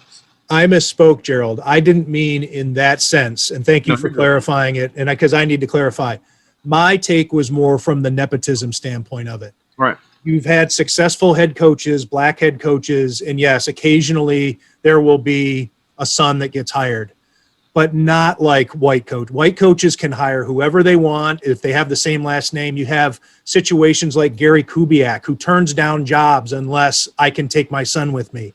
Greg Williams, I will not come there unless my son comes with me. Norv Turner, all these guys. Charlie Weiss's son is a Division I offensive coordinator. He never played the game in high school. Who's the defensive play caller for the New England Patriots? It's one of the Belichicks, Belichick. right? I mean, I know that he's technically not the coordinator, but yeah, one of them, Steve, I think. That's why I said play caller. So at the end of the day, if whites are doing it, why aren't other minorities? Lovie Smith got raked over the coals in Chicago for hiring his son. So you have what it is. Yeah. Move on, right? Yeah, you're right. Even when you look at it, in the personnel office, right, in the front offices, like a guy, say Ozzie Newsome, right? I mean, he's one of my Bama guys, but we got to be able to push forward like everybody else does, just to get ahead. Well, here's where a remedy that I think can be found. I think the NFL is doing this backwards. The Rooney Rule, as it was constituted, was landmark and changed the game forever and should be lauded. But just trying to keep coming up underneath and push the Rooney Rule up doesn't do it for me. What I think, and some story, I've written about this before. I've interviewed John Wooten from the Fritz Pollard Alliance, and as many minority coaches as I can. I was tracking the data of it as of far back as 2 years ago, going to the Power 5 conferences, which is deplorable also in That's hiring also a joke. quarterbacks coaches, offensive coordinators, quality control coaches. That is the key. Entry level jobs, because these quality control coaches get these jobs and nobody thinks about them. They get these jobs nice and quietly. They often have the last name of somebody else on the staff. Correct. Always the head coach. Maybe it's your offensive line coach. Maybe it's your former head coach from when you played and you're giving a favor to his grandson, whatever. And what happens is they're gophers and they're Right. not fun jobs, and they get the coffee and they do the Xeroxes and they break down the plays and they do the film and everything. But what happens is they get to know the offense at such a granular level that they then get the trust. And then they're in the quarterback's room and they're talking to those guys every day, and they're dealing with the offensive coordinator every day. And then they're dealing with the head coach every day. And then before you know it, as Jimmy Ray once told me, 5 years ago, I didn't know who this guy was, and now he's a head coach. Right. And Jimmy Ray he couldn't get a job. So anyway, I think that the Rooney Rule needs to apply to the entry level jobs, Right. the quality control coaches, all these, whatever. Sean McDermott, he's just got somebody on his staff that's just called assistant, whatever it is. Right. Those guys you have to interview a minority for those jobs and let those guys get in those meeting rooms and work with the teams. But even when that does happen to me, and I think that's a great idea, it's really Don't patronize me, Gerald. no. Don't push back on this. No, I'm not pushing back. I'm pushing that forward because that's an outstanding idea. I was proud of that. I've been working on it.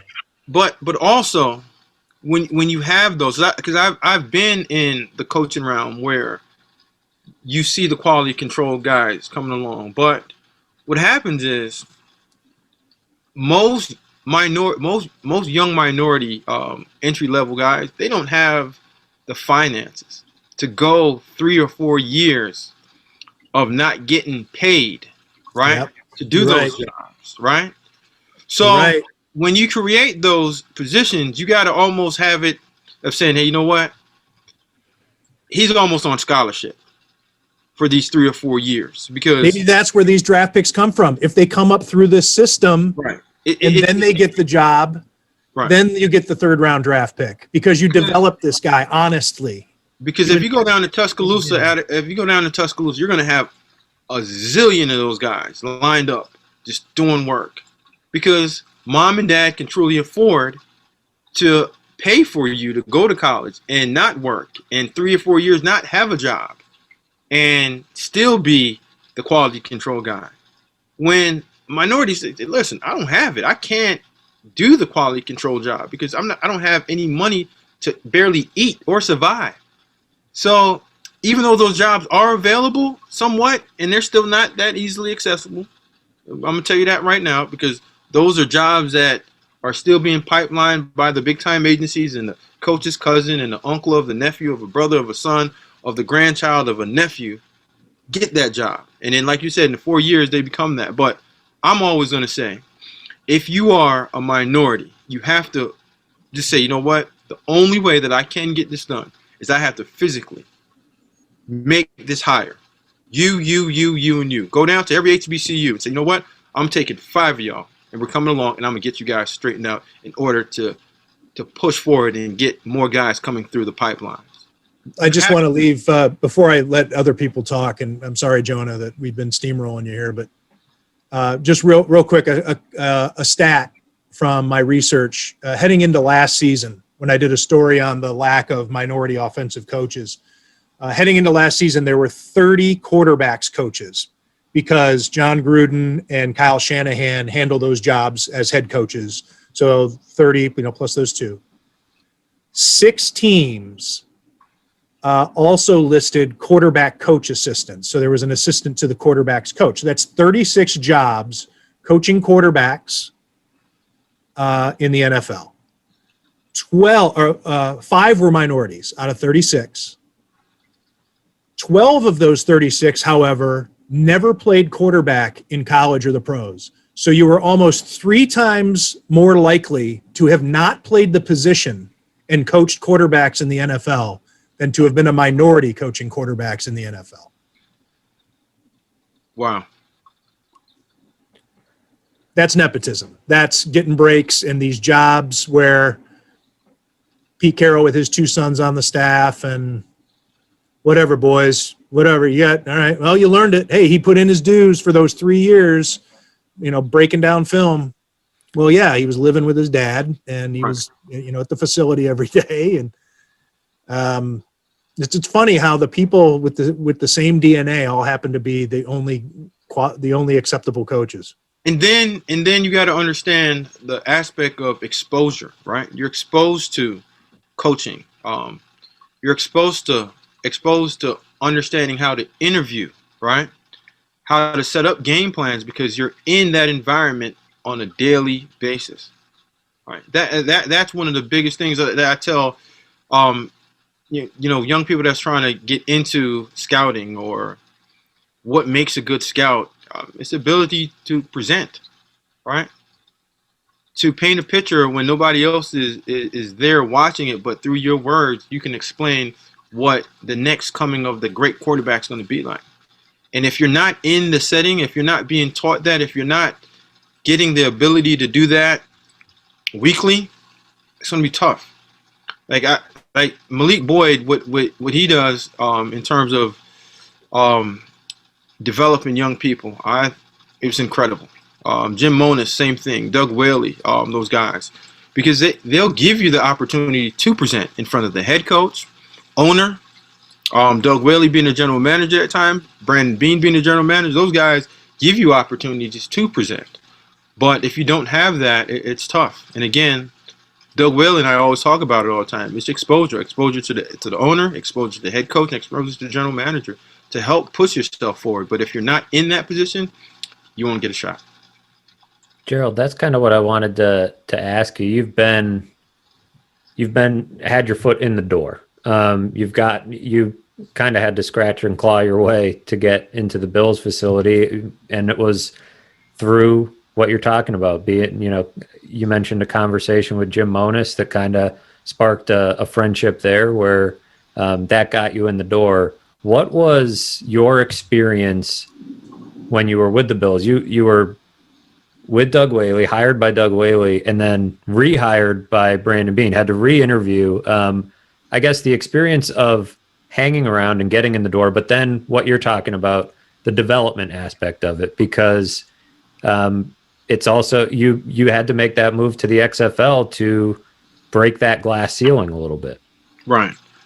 Like I said, I thought I got as much as I could out of my experience, and I had to get developed in a leadership role where it wasn't a solo act, but create that situation for myself. From my background, the way that my dad raised me, I'm Jamaican, the way that we came up, it's you got to push yourself forward.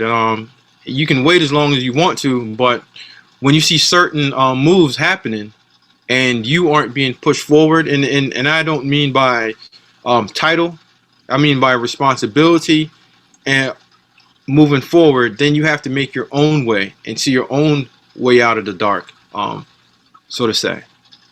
And that's what I try to do for myself, and that's what I would explain to any young person that's trying to get ahead. You got to push yourself forward and give yourself every opportunity to be great and get those responsibilities, because if you're not getting those responsibilities, I don't know how far or how much you can grow within your profession. And if you truly want to be one of the better ones and you're truly a competitor, you want to grow. And growth is the number one thing that you're trying to do and become.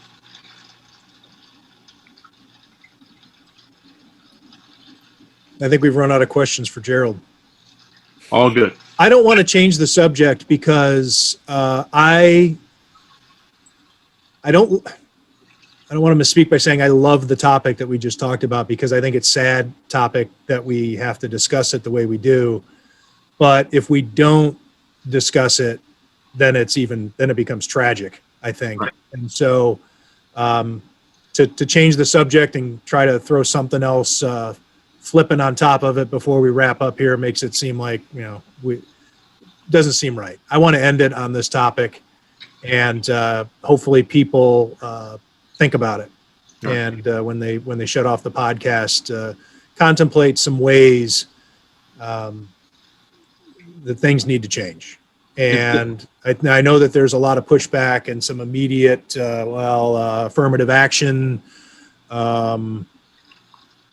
whatever. I had to work for what I got. You have to, hey, it's not about working hard. Right. A lot of people work hard, and like you just said, and you just don't get the opportunity.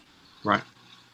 Not many guys worked harder than the guy we're talking to here. Appreciate that. I mean, if you read his story, I'd guess there's not too many guys working in the NFL that had to take that path. So I mean, he had the golden ticket. He was born in Jamaica, where all NFL future NFL employees come from. He won the lottery. He won the DNA lottery, and that's it. And I wish I was born in Jamaica, and I'd probably be GM by now. It's just that easy. No, I mean, the tougher roads make you a better person, man. When you start out on a hard road, as long as you go, it never gets as hard as the beginning. Everything else becomes a little bit more smooth, and you can transition to basically anything. Matt's story is, I think Matt did a great job telling your story, but it is your story, and very much so.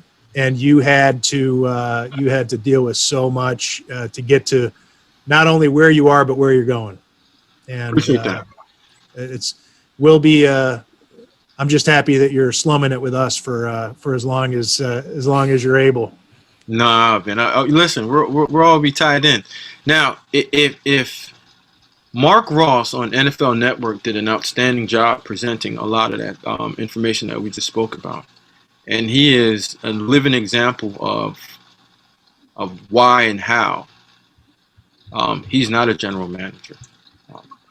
You can check his background, his resume, and put it up to a lot of these guys that are hired or continually getting hired. And it's no answer. And until you can give a firm answer on why, and with a good explanation and thought behind it, it's always going to be, it's not fair, and you're not playing on the same surface, or it's not equal. I don't want to marginalize what Eric Bieniemy's going through. I understand actually why he's not getting some opportunities, and I think much of it has to do with the fact that Andy Reid's known as that play caller more than it's any nefarious plot against him. But if you think it's been unfair for Eric Bieniemy, take a look at somebody like him, right. or Jimmy Ray. Right. Take a look at these guys who didn't even get interviewed, weren't even considered. Well, let me put something to you. Just another spin on a guy like Eric Bieniemy, which I think, if this is his approach, I think it's outstanding, right? Most minorities, when they do get a job, they get the worst ones, right? The paint's coming off the wall, and you got to put the whole entire structure together. And before you get it going, somebody else comes in and they get the golden nugget, right? Tampa Bay, San Francisco, right? The next man gets a golden nugget. Eric Bieniemy's in an outstanding position to dictate, and most minorities aren't in that position to dictate the job and to handpick the opportunity that he should get to push him forward to become the best head coach and put in the best situation initially when he starts out. So if I'm Eric, I'm sitting here saying, okay, I got a potential Hall of Fame quarterback on my hand, right? I'm allowed to call plays. Financially, I think he's secure. He just won the Super Bowl. There's a good chance that he wins it again, right? You have Kelsey there. You have Watkins there. You have your offensive line there. The defense is there. You just got a stud running back. If the job's not right for me at this opportunity and this time, I'm sitting right here and waiting until that opportunity comes so I can handpick my perfect situation. Joe Flacco's at the Meadowlands waiting for him. Super Bowl winning quarterback, Joe Flacco. Don't want to go in a dumpster fire if you can't control the inferno.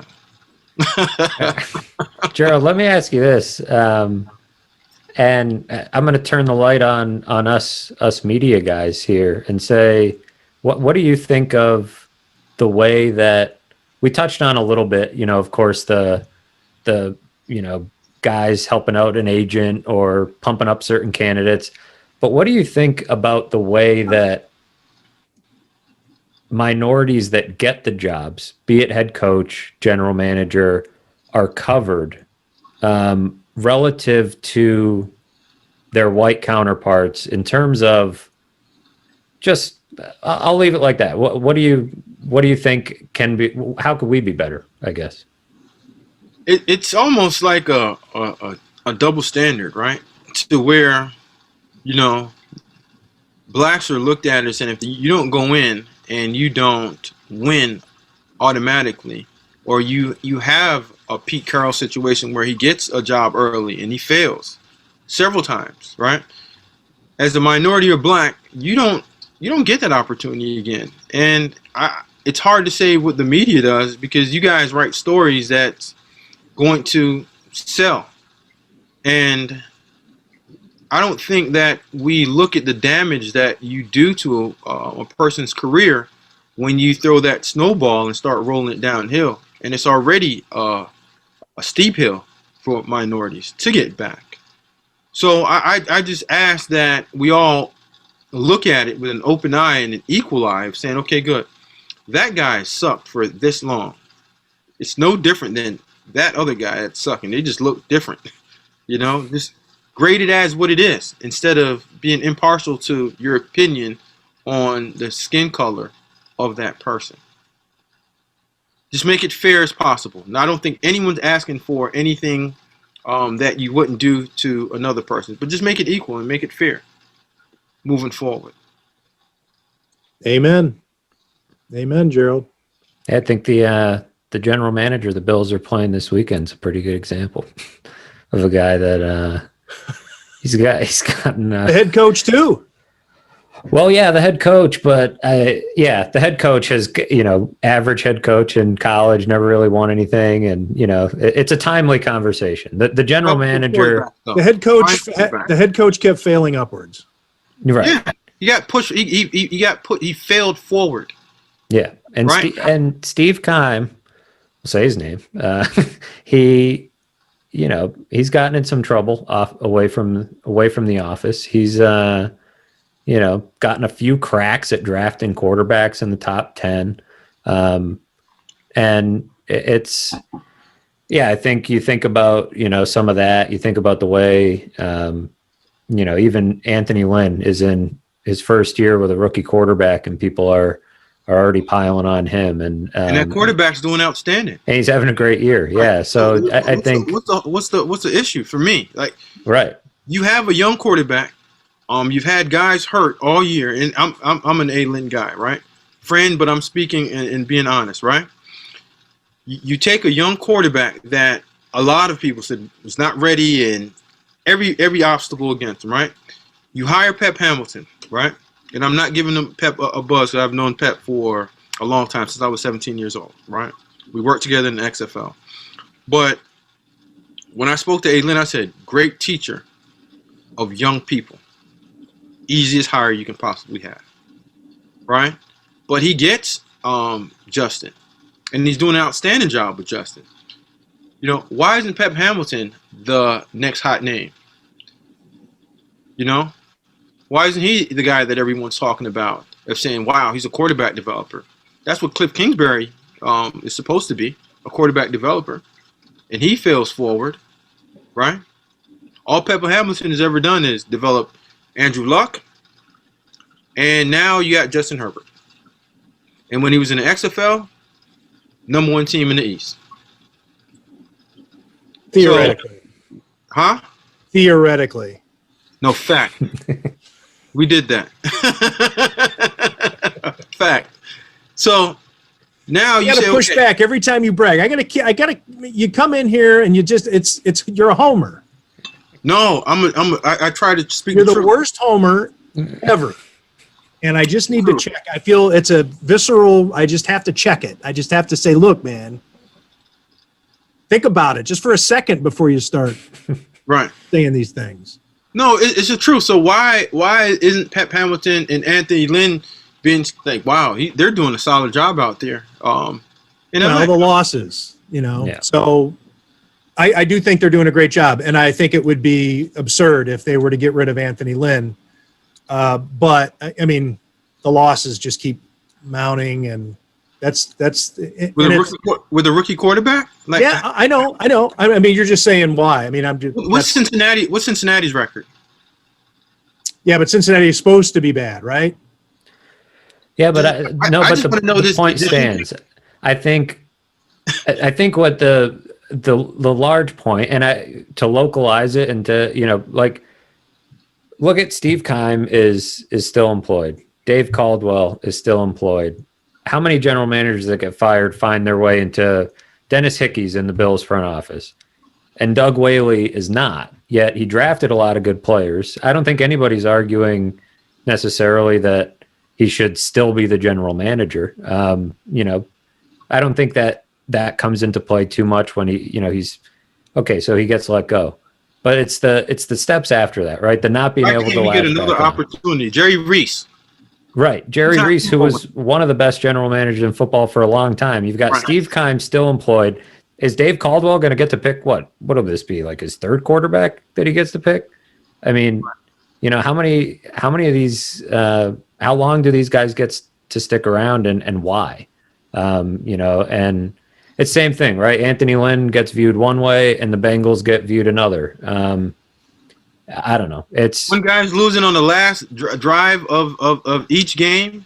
Of like every game he's ever played. Right. The problem with Anthony Lynn is that they need to find more boring ways to lose. If they were losing boring ways, people wouldn't be talking about it. I'm not saying that that's not a legitimate thing. I'm saying judge them all the same. What I'm saying is that people are talking about it because they keep losing in these crazy ways.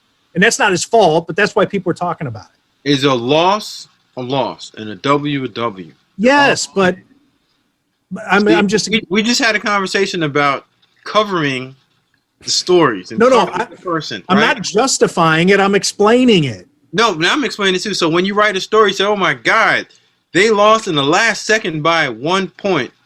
The other team just lost by 50, but it was surely exciting. Period.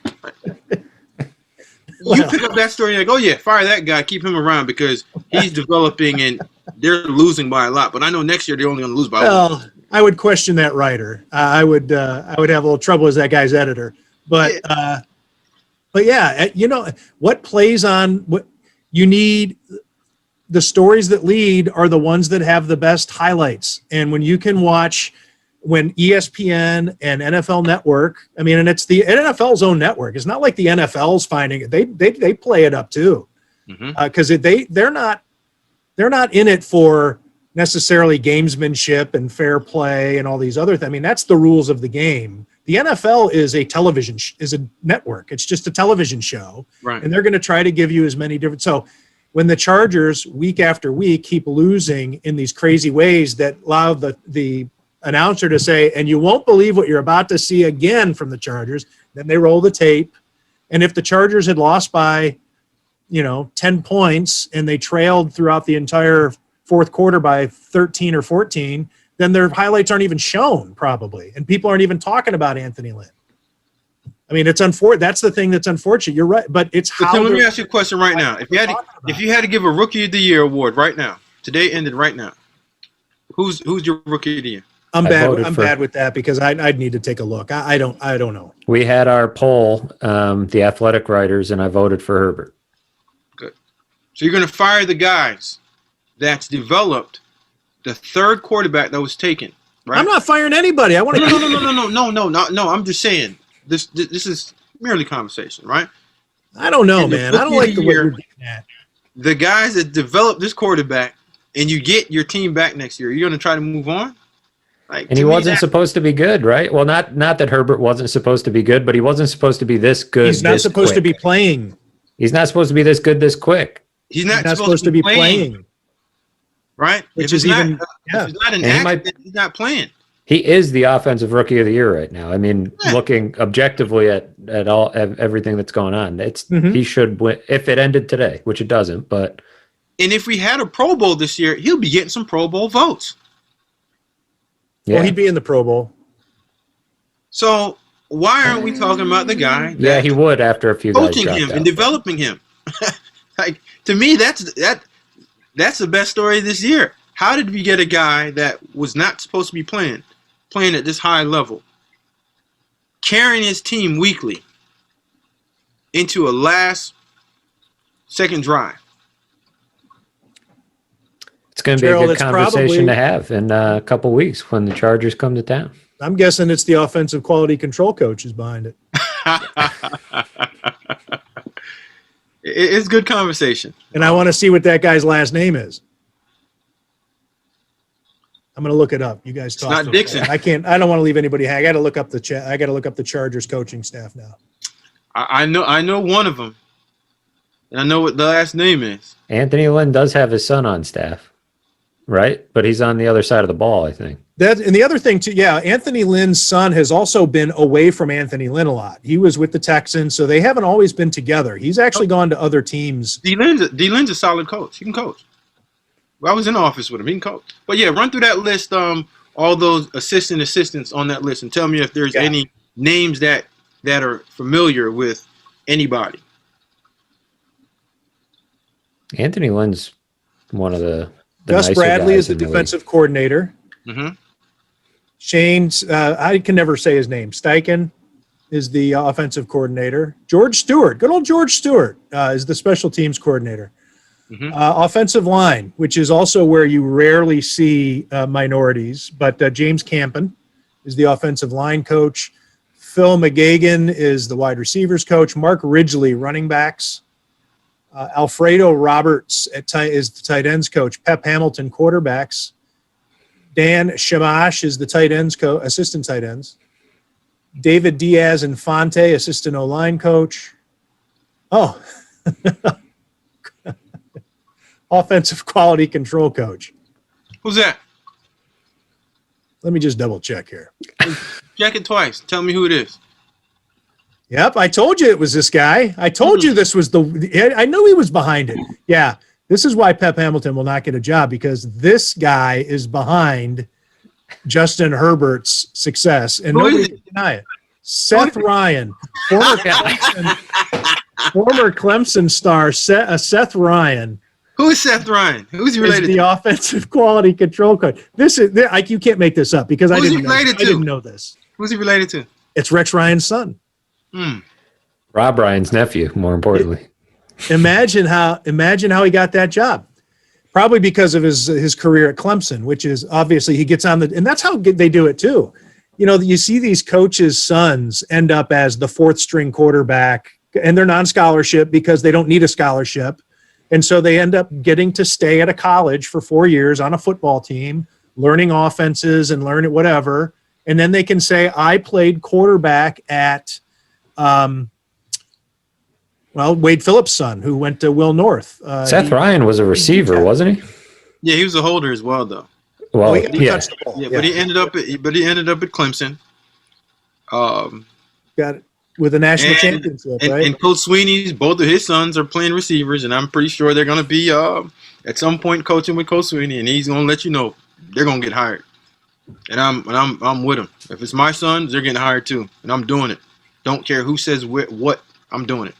The Just third because I'm paragraph in Seth Ryan bio, he only has 4 paragraphs in his bio. The third paragraph says, Ryan played wide receiver at Clemson, where he was a member of the 2016 national championship team. Clemson won 2 ACC titles, the Orange Bowl and the Fiesta Bowl, over his time with the Tigers. You know, without context, that sounds Quite a like resume. very, yeah. And then the last paragraph, Ryan is the son of former Jets and Bills head coach Rex Ryan. Ryan recently married Meg Moran, and the couple resides in Newport Beach, California. And that's it. That's his credentials. If you dig deep enough on a few staffs, right, you'll see a lot of. Oh, no. I did that for the story that I was quoting earlier. I mean, it's loaded with them. I just didn't know that we were talking about Herbert. And then I said, I had no idea. I swear on my son's eyes that I had no idea that Seth Ryan when I was just flippantly saying, "Oh, it's got to be the quality control." Hey coach. man, I just told you to dig. You found the dirt under your own nails. I didn't give you the shovel. I just told you the spot. Oh dear. Dig. And Well, I'm he'll telling be you, a head coach in no time, if you or dig, he'll be a coordinator. if you dig a little bit more in the NFL, you sit back and you'll say, "Whoa." You'll just say, "How?" So she's married to this. What? Oh, it's just a big family. Yeah, there's a lot of that. I mean, check out some other staff that's close to home. Seth Ryan was in the receivers room with Sammy Watkins. I'm sure he helped. I'm sure they made each other better. Keep Sammy out of this, man. And DeAndre Hopkins, right? I don't think he was Seth there. Ryan would have been there with DeAndre Hopkins. I don't think he was there with Nuke. I don't think so. Sammy and Mike, yes. All right, let's wrap this up before it gets even more absurd. I said we were going to stop on a heavy note, give people something to think about, and it actually does make it, because it's this adds the absurdity to it. So you think about, oh, come on, how bad can it be? Maybe if you were rolling your eyes as you're talking to, or as you're listening to the podcast and thinking, oh, these guys, these bleeding heart liberals, talking about how the minorities need more breaks, and then we circle back with Seth Ryan. Equal opportunity. I hear you. There you go. Yeah. I think a minority needs a Seth Ryan opportunity. It's easy. Hire your son. Just like they needed a Rex Ryan opportunity and a Rob Ryan opportunity. How did they start? Where did they start at? With who? How did they get a job? Buddy. Stop. Oh. Stop trying to insult us. Well, they just had a buddy. This isn't quiz. Well, that's who. That's the buddy who was on the staff. What was his name? Weeks. That was the guy. Gerald can't comment. Jeff Weeks, right?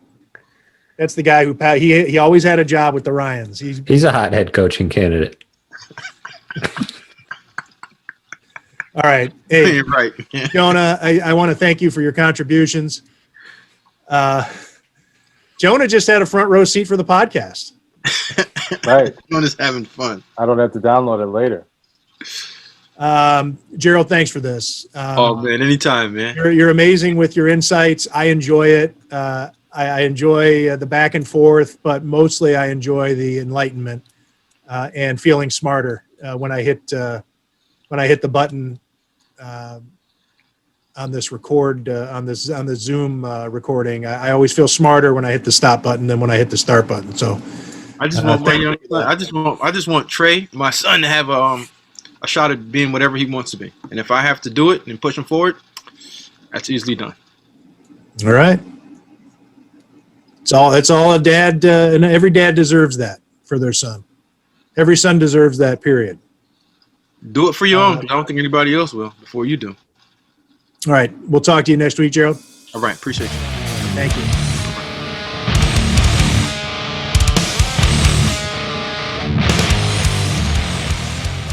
Joel Staniszewski, he's wearing a hoodie, which is strange because I thought maybe we'd get him in a sleeveless tank top today, something, maybe even shirtless.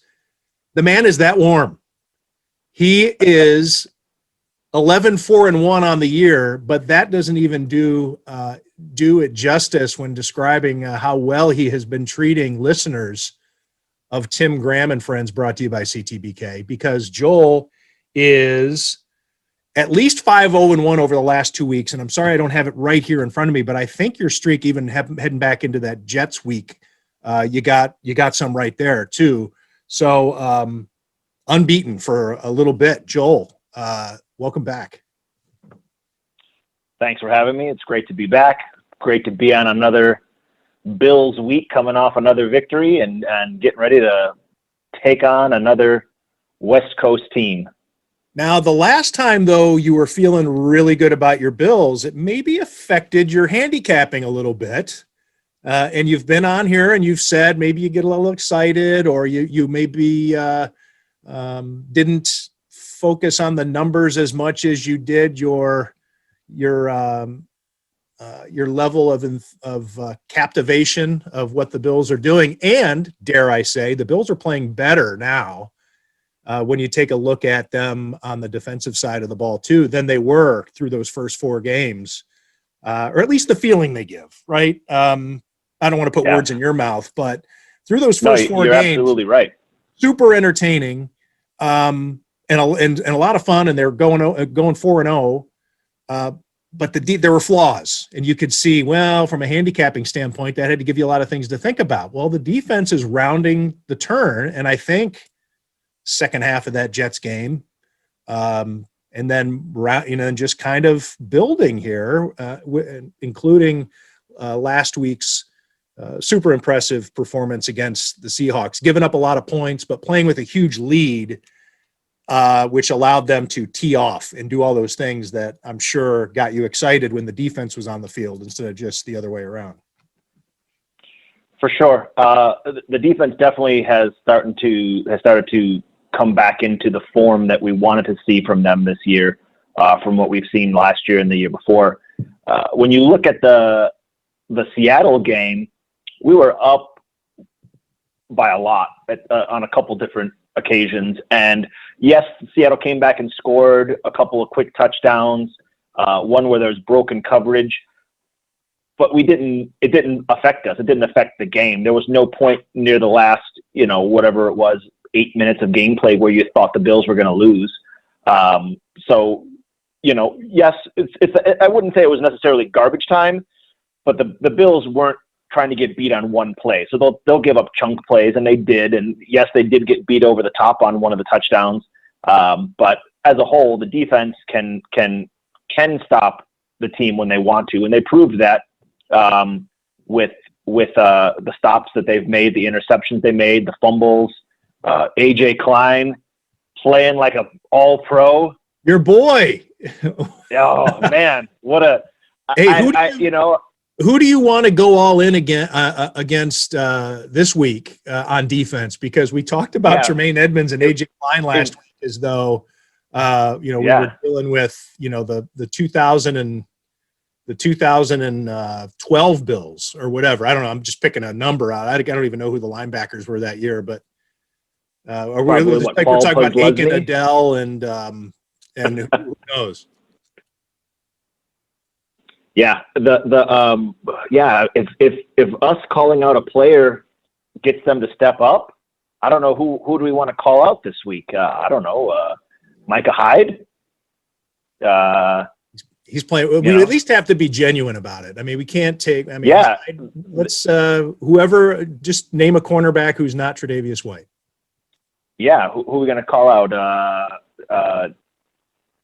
Is Josh Norman even going to play? Ed Oliver. Yeah, let's call it Ed Oliver. He needs to have one of those statement games where we get sacks and he's all over the place. But to make it legitimate, you need to actually give me a harsh critique of Ed Oliver right now. Ed Oliver, man, he's out of position. He can't get to the quarterback. He's not getting any pressure. Thinking that Star Latulier, or however you properly pronounce his name, wasn't important last year. It must be that he was important because he's not there on the defensive line, and Ed Oliver is really struggling. So let's have him. Let him. What do they say? Let him eat. Let Ed cook, or whatever is that the cool saying to get your ass in gear. Okay, and listeners of this show. And so Joel has been channeling something. We don't know here these last few weeks, not only with his picks against the spread. If you're feeling as though maybe you're superstitious better, which I think is personally, it's a bad combo to be superstitious and a better. But maybe we can get into that, Joel, your theories on that, because I know you have yours.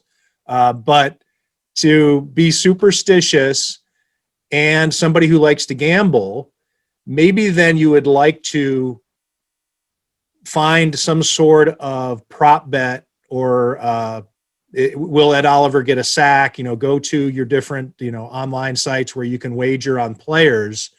And in addition to whatever Joel picks for the game against the spread and the total, whatever, we'll add an Ed Oliver and I'll put an asterisk on it. It won't go against you, but we'll now start tracking Joel Staniszewski trash talk prop bets.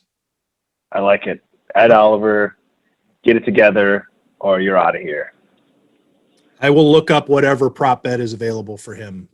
Maybe Yeah, I'll even do it maybe here while we talk here if I can. I was really tempted on Monday night to bet Jets quarterbacks under yardage, whatever it was. It was something like 215. And I was like, they're not even going to get 50 yards. And I didn't bet it. So luckily for me, I didn't bet it because Joe Flacco actually looked like he cared until it came down to the last possession before the Patriots had that game-winning field goal. When you see a team, majority of the time when you're watching a game and the team's about to get the ball back, you see the quarterback warming up, getting loose, keeping warm, putting his helmet on. When they panned to that sideline, Joe Flacco was just sitting there. Like he just wanted to get out of there. He just wanted to go home. So it was like, we're either going to score right away or they're going to score. I don't want to go into overtime. I don't want any of this extra time. I just want to get out of here and cash my check. And you could see it. That was the look in his face. He just wanted to get out of there. And the next 3 plays that they called were just garbage. Took a sack. How do you take a sack in a position like that? He just didn't want to be there. And it was obvious. But for the most part of the game, he played great. But at the end, you could just tell he just didn't give a shit. He just wanted to get out of there and go home. Well, I mean, what a thing to say about a professional athlete, Joel. I mean, you questioning the guy's manhood. So I'm writing this down though too. Joe Flacco, maybe go big on Joe Flacco now. Calling him out. Okay. That piece of shit. Let's call him out too. Who are they playing? I don't even know who they're playing this week. I don't know. Do they even play him this week? The Jets on a bye this week. I don't see him. Yeah, they must be on a bye this week. Okay, I'm going to try to look up Ed Oliver here while we discuss the Bills, though.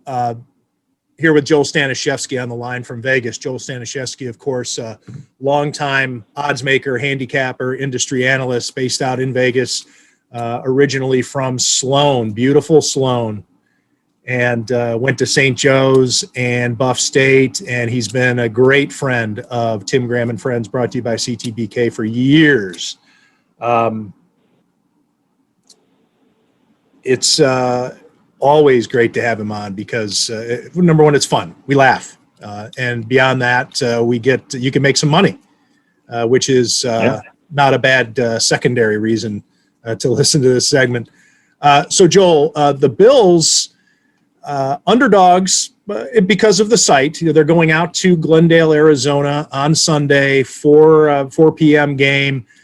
They opened at 2.5-point underdogs. It's been bet. Looks like the money's coming in on the Bills, down to 1.5 in some places.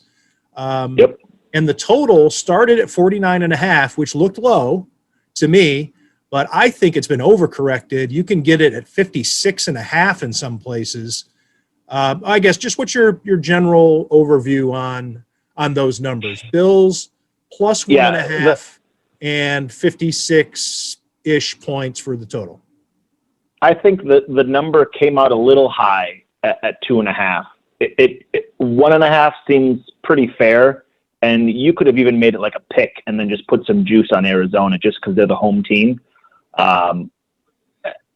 It's a toss up. Like you can look at trends and look at any type of site that gives you any insight into betting trends, as well as any type of forecasting site. And you can look at one and it's going to say take the Bills. You could look at another, it's going to say take Arizona. And that's goes back to what you were saying earlier about superstition and then how it feels against betting numbers. So when I see a game coming up, one game at a time, when I see a game coming up, I think of what I think the spread should be. And, then the number comes out, and then I'll look at all the different numbers that go along with it.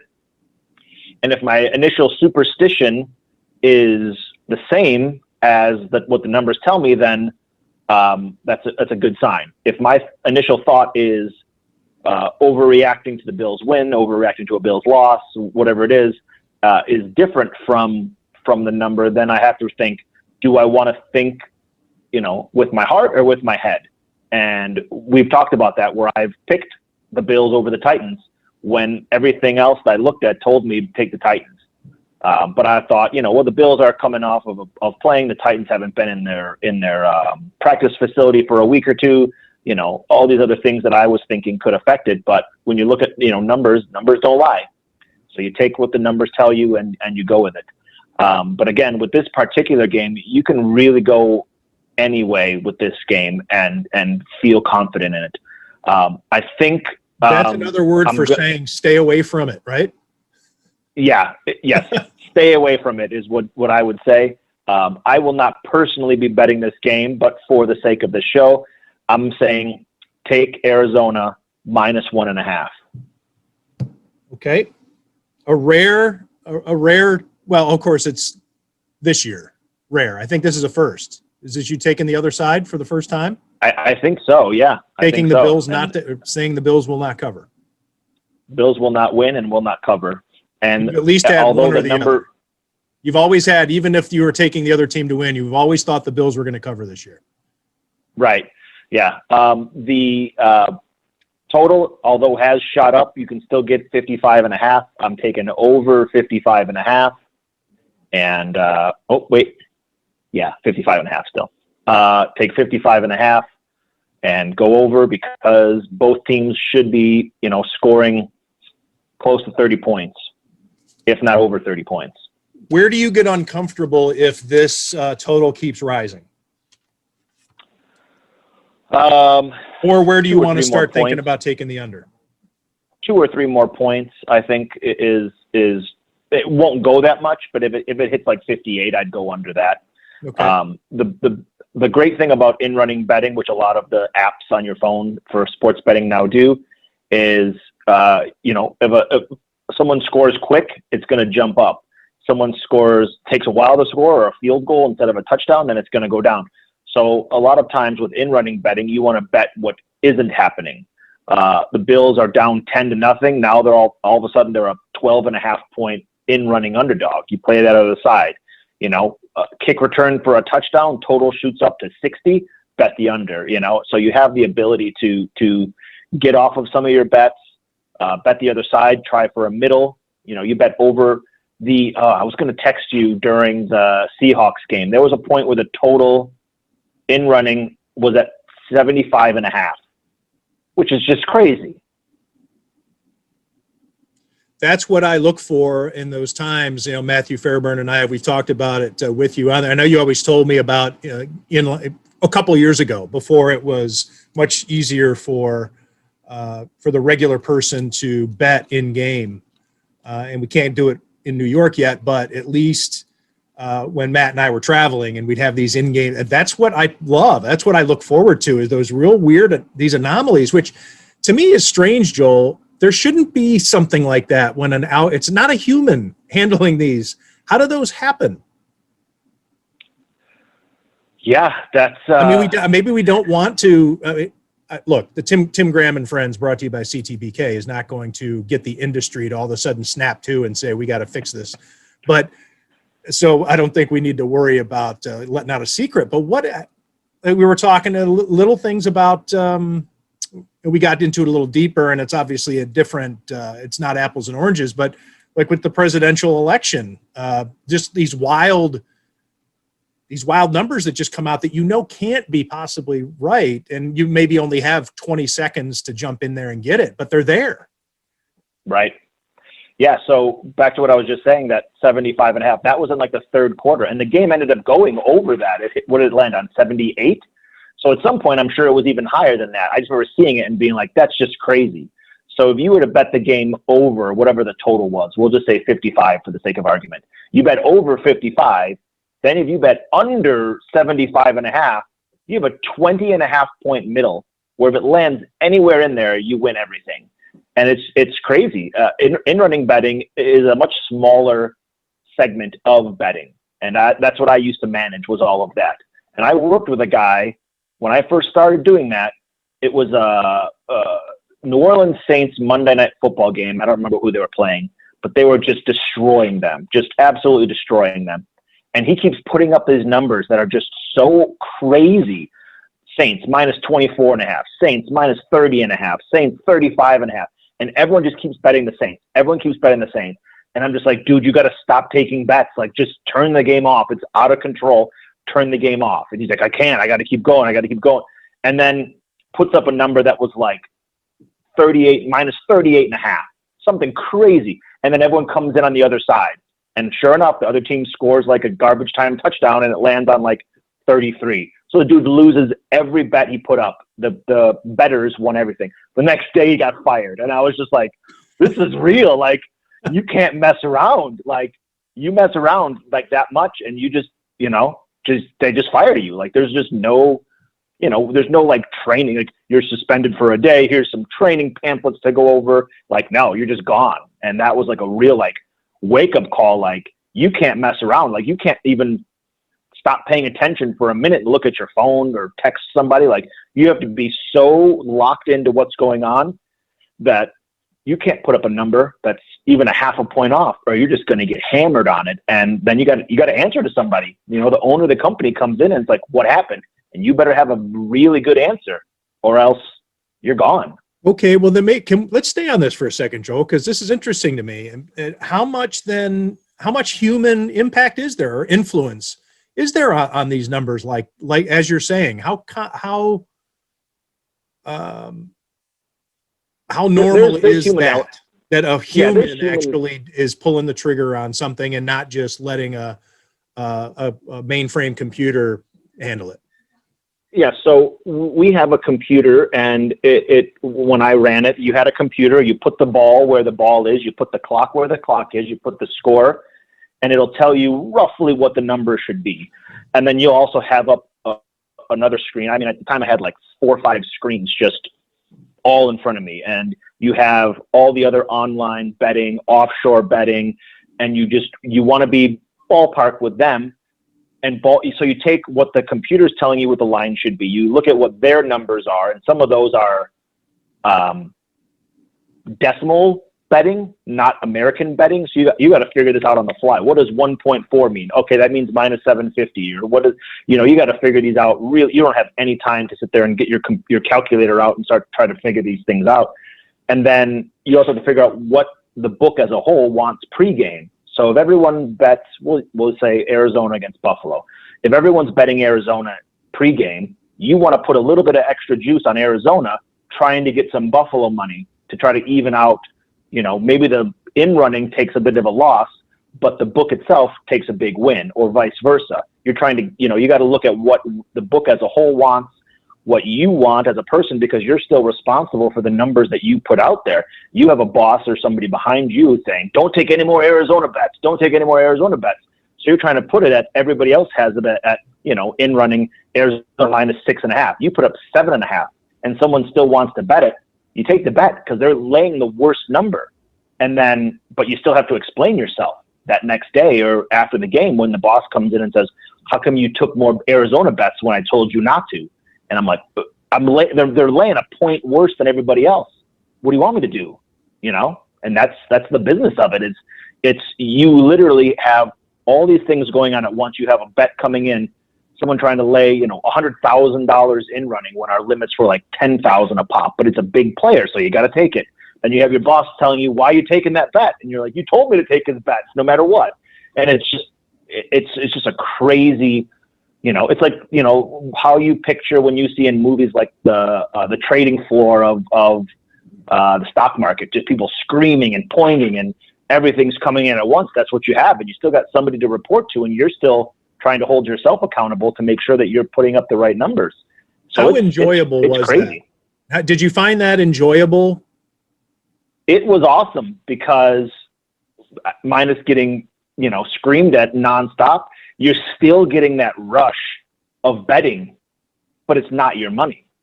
So I'm taking a bet from somebody and I'm just like, oh, you son of a bitch. I don't want you to win this money, even though it's not my money. It's the casino's money. It's the book's money. So you still get that rush of that betting huge increments, but it's not, you don't get affected. And you're rooting for yourself. It's kind of like, Right. like in journalism, like you're in the press box, I've written a story or I have a prediction in this game. I don't have any money in it or I don't have any commitment, but I'm supposed to be neutral, but I like that guy. I like that guy because I see him in the locker room every day and I want him to do well. Yeah. Or that guy's a dick, so, whatever. But you do have your little, you have your players in there that you want to root for, but yet it's your company's reputation's on the line, and you are part of the reason that company has set that line.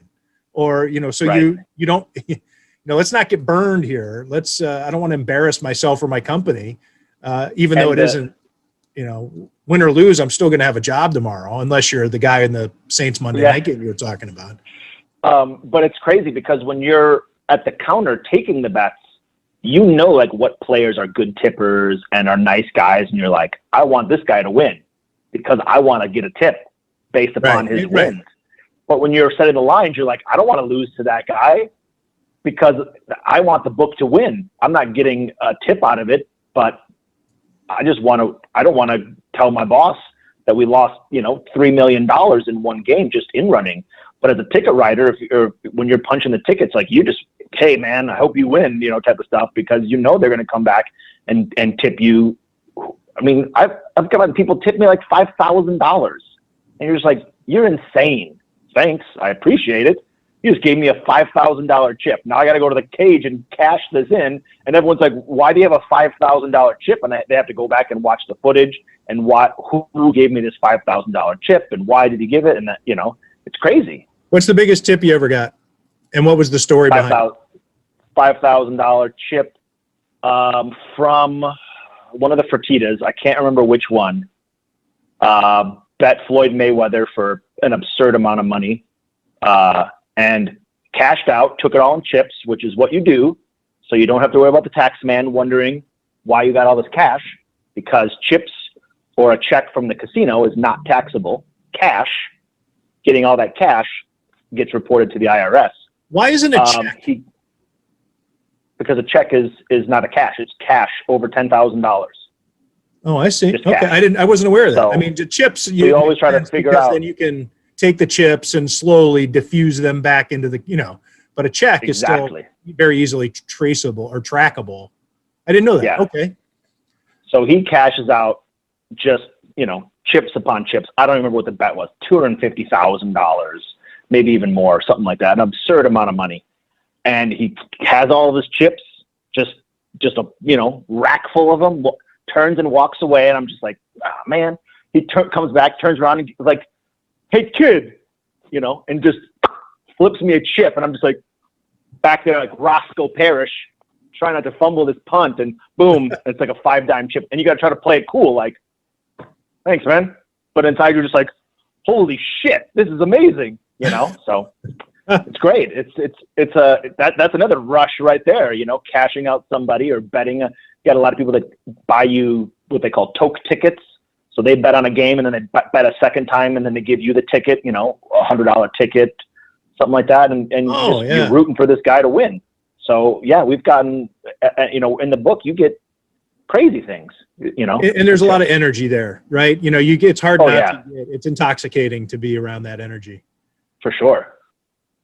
All right. So to recap, Joel Staniszewski says to take Arizona and give the 1.5. It's the first all year that he's taking the Bills either not to win outright or to cover. And the over, which is at 55.5 now, starts to get around 58. Start considering the under on that. Any other bonus bets you want to throw at us this week, Joel? Yeah. While you're on a ripper. The Cleveland Browns -3. They are fighting against the Houston Texans -3. Take the Green Bay. I got a couple this time. Whoa. Take the Green Bay Packers -13 hosting Jacksonville. That's a huge number. I don't like playing double digits, but Green Bay should win by 3 touchdowns in this game. Okay. And if you're feeling, if and when you start cashing out a little bit of money, you want to make a little bit extra, Monday night, Chicago +3. All right. You are feeling it. That's a lot of games this week. There's a lot of games I like this week. What is it about Browns Titans? What do you see there? Or, I'm sorry, Texans. not Browns. the Browns game. I'm sorry, I don't know why I said Titans, but what is it about the Browns game? Just you like looking the at Browns? the games, looking at the spread, looking at what it should be. I think the Browns should be a higher pick. They should be closer to like 5.5. And when you're on a key number like 3 or 13 with Green Bay should be almost 3 touchdown favorite. They should be a 20-point favorite against Jacksonville. So when you're seeing when I come up with my numbers, when I see it off more than like 2.5 points, that's the thing to take. So Cleveland is off by, in my opinion, 2.5 points. Green Bay is off by 6 points, and Chicago as a 2.5-point favorite or 3-point dog. I think they should be a small favorite in that game. So those are the 3 games that I think are far out of whack to what they should be. And maybe I'm getting a little too esoteric here when I mention this, but the thing about the Browns and the Texans, which is why I brought up to see if you were going to mention it, some weird things going on behind the scenes with the front office this week. And I know that the average fan, even the hardcore fan, doesn't pay attention to stuff like this, but the Texans firing their beloved vice president of communications this week, Amy Palcic, and players have been coming out just ripping ownership, ripping the front office. J.J. Watt, his very unusual for him, not ripping per se like some of his teammates are, but being very critical about the decision to fire Amy Palcic. It seems like just the players there have had it, and they're just tired of being Houston Texans. And so, that if you have a team that doesn't care anymore, and Joel Staniszewski's numbers tell you, devoid of any of that other stuff, that the Browns are the play, it seems maybe Houston's about ready to get its teeth kicked in this week. Who knows? Maybe that's me. I didn't even know about that, but now I like it even more. Yeah, I'll go. Let's just see. We'll monitor that one. So we're going to monitor Ed Oliver. We're going to monitor Joe Flacco. I'm just as a hunt. I'm saying I don't think Joe Flacco is till next week, and by next week, Darnold might be back. So who knows? Oh, that's true, because they're on a bye this week. Yeah. Well, we'll see if anything happens with Joe Flacco in his personal life. Maybe. Let's keep an eye on Joe Something Flacco. good may happen. If you can bet on Joe Flacco's personal life this week, who knows? Maybe he gets added to the Biden cabinet. Whatever. See if you can bet on it. He didn't win yet. Don't worry. They're counting votes still in Nevada. So people tell me. There. Alaska finally got to decide what it was. Yeah. Who knows? They don't. I think Nevada didn't want to call it. They just wanted to see if they needed to call it. They're just kind of like waiting. But I think this they're is done. a state that on Super Bowl Sunday at 11 o'clock local time PM can tell you to the penny how much was bet on the Super Bowl and all the prop bets and the handle, but they can't tell you how many votes were cast for president of the United States. They need to get some of those cashiers that can fire through stacks of $10,000 in no time at all to be out there counting them. That would be a lot faster. Maybe your former coworker with that Saints Monday night games handle is working at the Board of Elections. Last I heard, he was at Jerry's Nugget in North Las Vegas. You're kidding me. So we'll see. Is that true? Kidding. Yeah. Okay, so that's great. All right, so people know, Jerry's Nugget is like the quintessential slum casino. And so when you said that, I thought you were just saying that as the cliche joke, but that would be like no joke. He's at Jerry.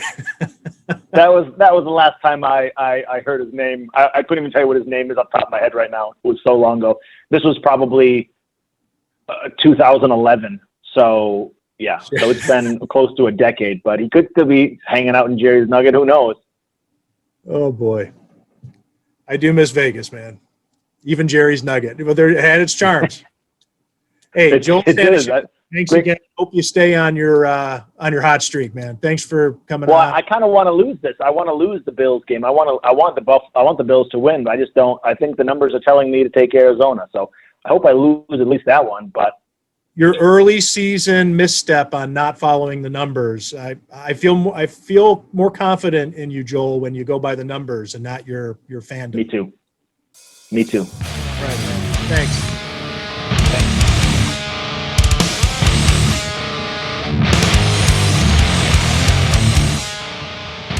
Thanks for sticking with us here on Tim Graham and Friends, brought to you by CTBK. Pretty deep conversation with Gerald Dixon, and then, of course, Joel Staniszewski with his picks. Always nice of those guys to join us on the show every week. Before we take off, there's some interesting odds and ends here, Jonah, in Western New York amateur sports. Some basketball notes. But I leave it up to you. Well, there's a lot going on, and it's kind of coming at us fast. And every time we record a podcast, I feel like things break even while we're here recording. We were talking about winter sports the other day, what might happen, and that got announced while we were recording that podcast on Monday afternoon. But the latest, so we're here 3 o'clock on Friday. What do we got? The Ivy League has canceled their entire basketball season.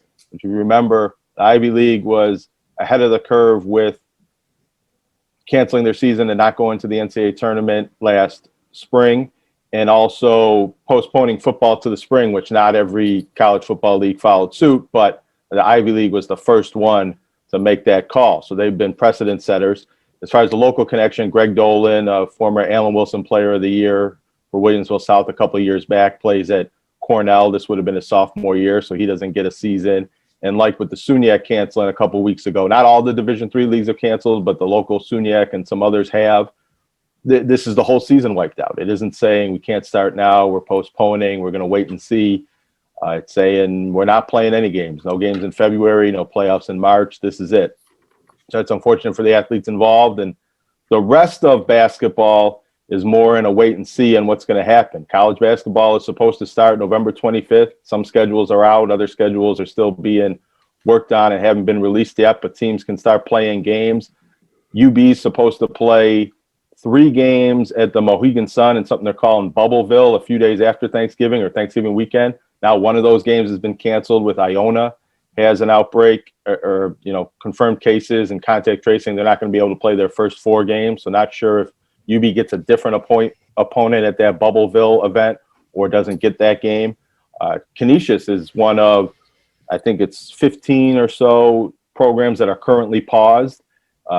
Reggie Witherspoon announces last night that he had tested positive for COVID during their surveillance testing back in October. So he was asymptomatic, but expressed that everybody needs to take this seriously. He had been following the protocols and still caught it. There's a debate over whether how bad the situation has gotten with college athletics, college basketball, and what that means going forward. Jeff Goodman writes today that he did an informal poll. 30% of the coaches or the teams that he talked to coaches for have been paused at some point in the last few months. Seems like it's going in the wrong direction there. He suggested canceling non-conference games and starting the season later in December with just league schedules to get to the NCAA tournament. On the other hand, you have somebody like John Rothstein who's putting out kind of Clay Travis-like statistics about, well, if there's only 15 teams on pause and only the Ivy League is canceled, then 94% of college basketball is in good shape right now. So it's unclear what's going to happen. High school-wise, there hasn't been real official announcements other than that basketball and high-risk sports, hockey and wrestling won't start practicing on November 30th when other lesser-risk sports will be able to practice for the winter. But you're looking at Section 2, the Capital Region near Albany has announced that they won't start even those lower risk sports till mid-December, and it's looking like more of a January start for basketball if we can even do that. So there's a lot of uncertainties, but it does look like getting to the night before Thanksgiving, some Division I basketball is going to start being played. There was a high school game on ESPN last night, so basketball is being played around the country. But if you look at the trends and the case numbers, it does look like in New York State and with our local teams, a lot of reason to believe maybe there won't be a season starting on time, and that maybe a lot of games that are scheduled will be canceled. With Rick Pitino as head coach, though, shouldn't we have expected some sort of viral outbreak at Iona? Well, I'm not going to touch that, but I will say, and this is and by the way, Matt, go ahead and let Huddy get in on this. It's all right. You don't have to mute Huddy. He was in the other room somewhere. He stopped barking though. It's fine. He had some good ambiance. He's allowed to have a voice in this discussion. I think Iona is an interesting program to look at because of where they are. They're in New Rochelle, which, remember, New Rochelle was one of the areas where the very first outbreak in New York City started and stemmed from some gatherings that had there in New York. And I think it's indicative of what we're seeing now is that there's been this continuum since March of where places get hit and then they don't really have the virus anymore and it goes elsewhere. And it feels like we're past it in New York, New York City, New York State, Buffalo. And you're seeing it come back in areas like New Rochelle, New York City, Buffalo, where we first got hit in March and April, and there's a second wave, if you will. And so I think that there's a little bit emblematic, almost like if Rudy Gobert got coronavirus again, that would be, the case study for reinfection. I think you're seeing areas get reinfected, which is a little bit disturbing. Well, that is a lot going on. You mentioned Canisius there. Any other updates with the Big Four basketball programs, Jonah? St. Bonaventure announced that there will be no fans at the games this year, which I think we kind of already knew, but that was maybe a new announcement.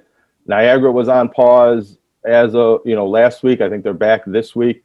I haven't heard real specifics on UB. The teams are getting ready to play, and then you got all the women's teams as well. And there's a lot of teams between men's and women's basketball, Division I, Division II and III, and the junior colleges have pushed back their schedules to start maybe more in January. But there's a lot of basketball teams at all sorts of levels thinking, now's the time to get started with the season, and uncertainty whether how many of them will be able to play, who will be able to play, how many cancellations. It's a much different situation than football, being an outdoor sport with maybe more ability to wear a mask or a face covering while you're playing football that you can't do when you're playing basketball. But there's been a lot of basketball going on at the AAU level all summer long. Not really locally. There was one tournament I went to, but a lot of AAU teams going to Pennsylvania and Ohio when they could to play in tournaments. That never really stopped. There's, somebody asked me jokingly, we were talking about the Raptors, where they're going to play. And the joke was they're going to play at Park School because Park School has been having AAU basketball events and kind of clandestine practices and even college basketball. Bryan and Stratton Buffalo has a team. They normally play at ECC. They can't play there right now. They're playing their games at Park. So Buffalo, maybe by the way, when everybody else can't play. We do talk about it every week here on the show, it seems. By the way, Buffalo, now the betting favorite to host the Toronto Raptors. So we talk about it all the time. Like we know here that it's probably not going to happen, but the money keeps coming in on Buffalo. Bodog has. Can you get a reverse odds bet against Buffalo? I'm sorry? We can't get odds on it not being Buffalo, can we? I wish you could. Yeah, I'd bet everything on that. I don't think you can short Buffalo like you could on the stock market. Speaking of bets, I have a bad betting story. Then why are you going to tell it? Because it's actually bad story, or was it a bad bet? It turns out to be an okay situation. Tim, when we were at the sports book doing that story in week 2, I think it was, when the Bills played the Dolphins. You'll remember I put some Masters bets in. Oh yeah. Yeah. I can't find the ticket anywhere. Oh dear. Good thing is that Brendan Todd did not have a good first day, but if you see Brendan Todd or Scotty Scheffler near the top of the leaderboard, I might need some consoling. Did you check your bag? I mean, your computer bag that had your Eric Gagne card in it. I've checked everywhere. I found the betting slip that had that Seahawks Patriots game on it because I also brought that home because we left before the game was over. And I have a feeling I threw the other one out and saved that one because the spot that I was like, oh, I'm going to keep it right here. I won't forget it. Okay. And, Oh, I know who to root against. well, one of the guys I bet on didn't even qualify, so I was Okay. I made some great picks. Yeah, that's as bad. That's terrible. It's like a $650 win if Brendan Todd wins. So 300 something if Scotty Scheffler wins. Both not good. Now I'm rooting against those guys. Superstitious about it? Do I root against them or do I root for them and hope I find the ticket? It might be around somewhere. I don't know. I guess you root for them because there is a chance you can find the ticket. If you root against them, then there's no way you get your money. But it would be torturous if they won. And all weekend I'm like tearing apart the house looking for the ticket and I never find it. I just hope they lose. It'll make me feel better.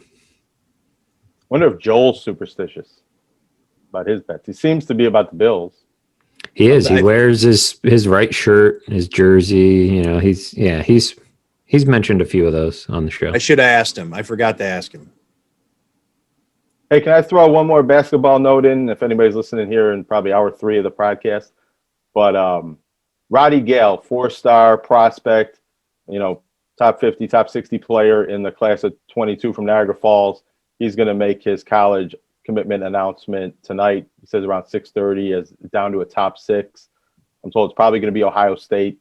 Syracuse is another school in that top 6. Marquette, UConn, Georgetown, and Pitt are the others. But probably Ohio State or Syracuse. And from what I've heard, Ohio State. He's maybe the best player in a long time. Other players have gone to certain schools. Devontae Gaines, Tennessee. Jordan Moore ended up at Louisville after a prep year. But this is the first time in a while, maybe since Will Regan went to Virginia, that I remember a player in high school that it was a big deal where they committed so early. He's only at the beginning of his junior year. And another player that signed this week, senior Amari DeBerry to UConn. She's been committed for a while. That was kind of an equally big deal when she committed to UConn a year ago. But she signed that letter. She's going to UConn next year. Williamsville South player. She was the player of the year. Sister Maria Paris player of the year this year past. So kind of, milestones, I think, for local basketball and local high school players in recruiting. This doesn't happen a lot, and these are two pretty big time level players making their decisions here. Any chance Gale could have gone to UB? Well, I think UB was the first school that offered him when Nate Oates and Brian Hodgson were still here. And but that doesn't matter. I mean, was he Alabama contemplated? Look, yeah, he would have had to be a slightly worse prospect maybe than he is now. So I guess, are you saying any chance top 50, top 60 player Roddy Gale goes to UB? But sometimes UB will get a player because he's from there and he just Janathan Williams from Rochester was rated in the top 100, maybe a little lower than where Gale is, but similarly rated. I think he was a 3-star. They were able to get players on that level in the past. Local players, it doesn't always seem like the best local players stay local. There's local players that stay local. There's good local players that go to bigger schools. You don't always see that intersect with the best players staying local. And, maybe why would you? Why wouldn't you go to Ohio State or Syracuse in these bigger leagues? That's a better way to go to the NBA. Johnny Flynn and Paul Harris from Niagara Falls 15 years ago, they didn't really consider the local schools. They went to Syracuse. I would have been a little bit surprised if Roddy Gale had chosen UB, but I also think he's close to the kind of player that UB could recruit. Maybe if Roddy Gale was from Rochester or Syracuse, it might have been, a different dynamic, and he would have considered a school like UB. All right. Well, thanks for all that, Jonah. That's a lot of stuff going on with local hoops, and it's why we love having you on here to give us all that info, because you don't see it or hear it nearly enough around Western New York. All these updates, and just we talk about it all the time on the show, just how much really good basketball there is at all levels here. And we didn't even get into, the Damons and the NCCCs and all these guys that we also need to circle back on future episodes and get caught up with those guys, with Nate Butel. And we did talk about Brian and Stratton. What's that? I did get around to talking about Brian and Stratton in their opening weekend. You're right. Brian and Stratton, Buffalo, playing at the Park School. They were We'll get them on next week. We'll see how far they can kick a piece of fruit. Simone Brown, former NBA player, is their coach. Yeah. Guys, let's wrap it up. I'm getting superstitious about how long we've been going here. Maybe next time we come to you, it will be from a field, and we'll have some ice packs ready to go in case Matt Fairburn breaks a toe. And maybe we'll even have some help, some professional help with the kicking. Hey, one last time, because I can never thank them enough. CTBK, a leading accounting firm with a growing team of accountants and business consultants with roots in Amherst. CTBK pairs every project with a focus on a human connection between its team and the client for assurance, accounting, taxes, litigation support, and advice on mergers and acquisitions.